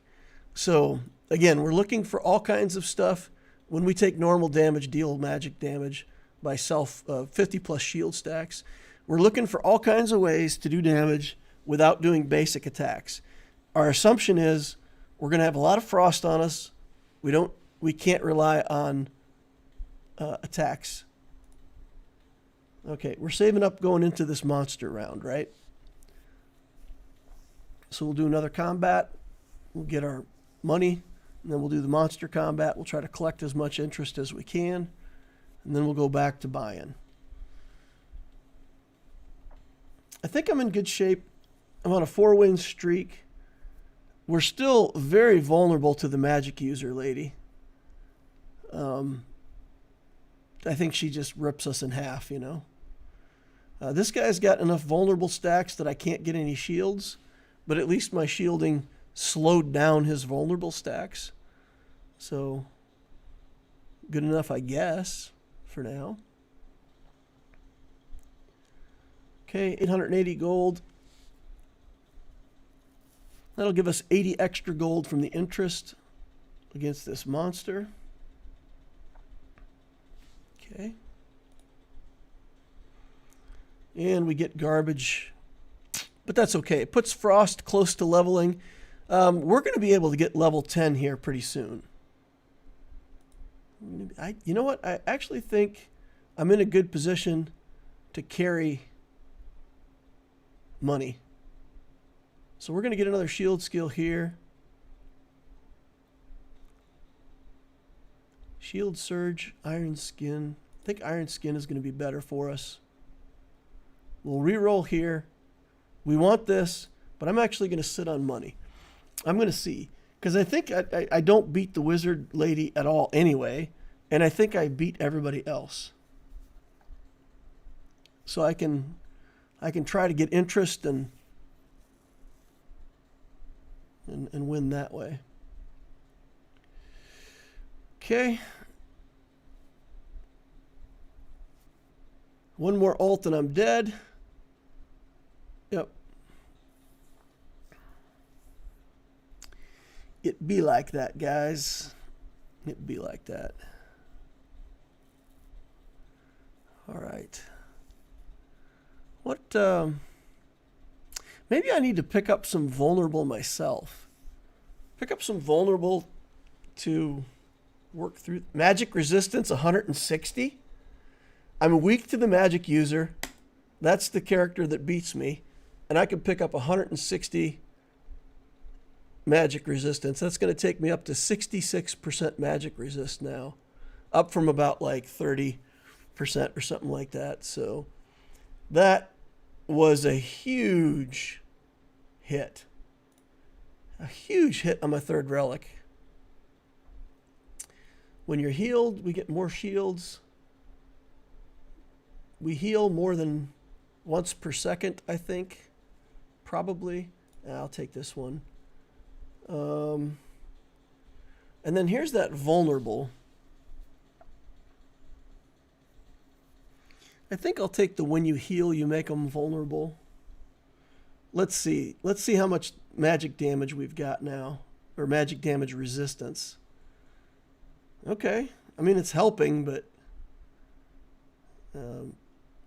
Oh, so close. So close. All right, yes. We're going to have to do some more vulnerable. More vulnerable. More healing. More shielding. That gets our shield to 24. We need spell and vulnerable. Freeze an enemy. Healing suppression will take. Attack suppression will take. 800 gold in the bank. We'll fight off James. We'll pick from the draft. And then we're going to spend all of our money. We're going to go to 0. And with whatever we can think of. I think vulnerable is it, though. I think just trying to get a little more burst is the way to go here.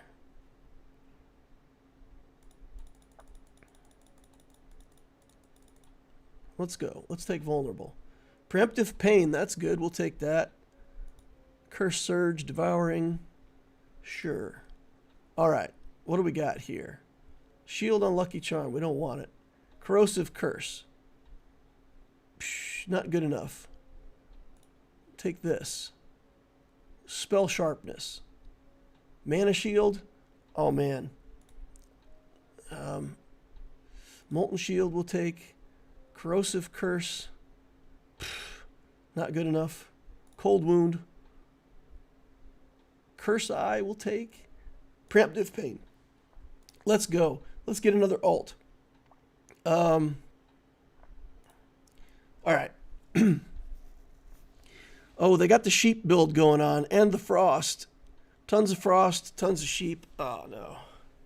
Arnar. Level 19 too. Oof. Oof. Oof. I still think, I don't know. I don't know, guys. Not sure what the answer is here. I don't think healing suppression, healing touch, spear of healing, revival breath, Gale sword. We'll take Gale sword. Let's just go in and try to. Oh, we got James here. I'm pretty sure the James player is not happy. I mean, he was on a streak. He was on fire. He was coming back, killing people. And then he has to fight my character. And it's like, so stupid. So frustrating. Because this character is just like the anti-James. All right, fine. Let's take it. Let's take Gale Sword 2. Let's take Curse Formation. Let's take Bloody Curse. Reroll. Gale Sword 3. All right. We need one more vulnerable. Is there anything up here that's vulnerable? Let's try to get a vulnerable. No. Nar. Okay. I think we're done, guys. I think we're done.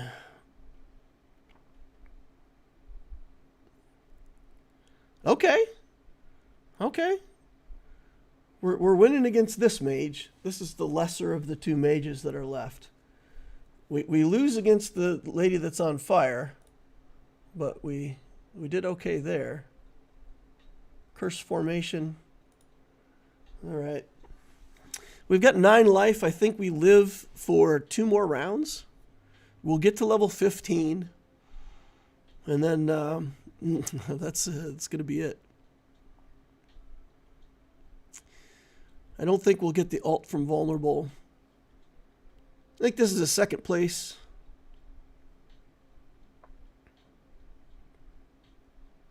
The sheep are too good. The magic damage coming out of his ult is... What? Wait, what? We got lucky there.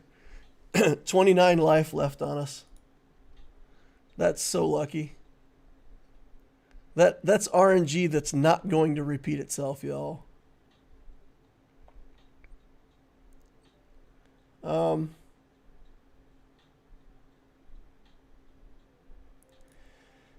Okay, so that skill is funny. It increases the enemy's attack speed by a bunch.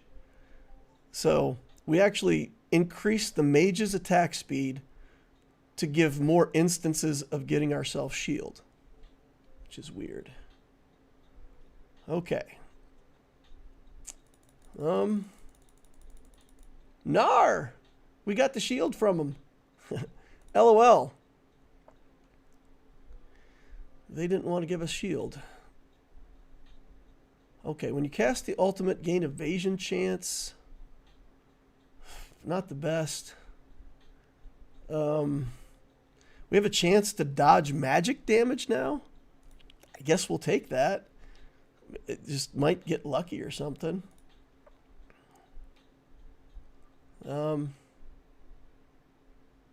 All right, this is it.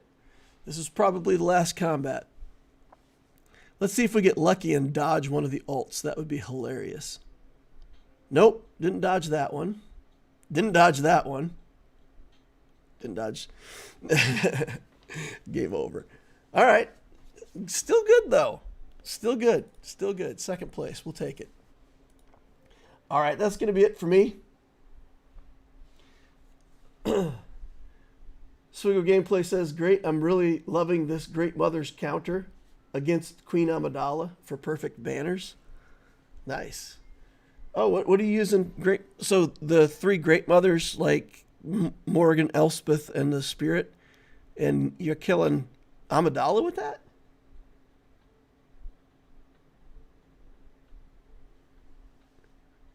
Don't you end up like having to curse the decoy? Or can you ignore taunt and curse Amidala? Who do you curse with that? If you're still in here, Swgoh, who do you curse? I'm curious. All right, that's gonna wrap it up for me.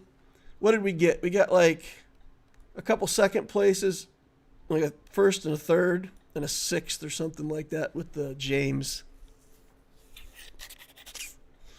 It's okay.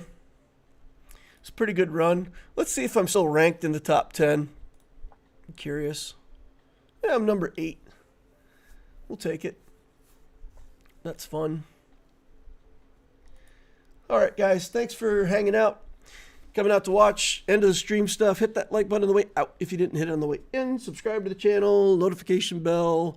Discord link up above and down below for those who like the Star Wars Galaxy of Heroes stuff. Hope to see you over there. That's it. You can ignore taunt. So you doom POW. All right, Padawan Obi-Wan gets the doom. Cool, cool, cool. Someday I'll have Great Mothers and I'll try that. All right, thank you all for watching. I will see you in the next Holocron.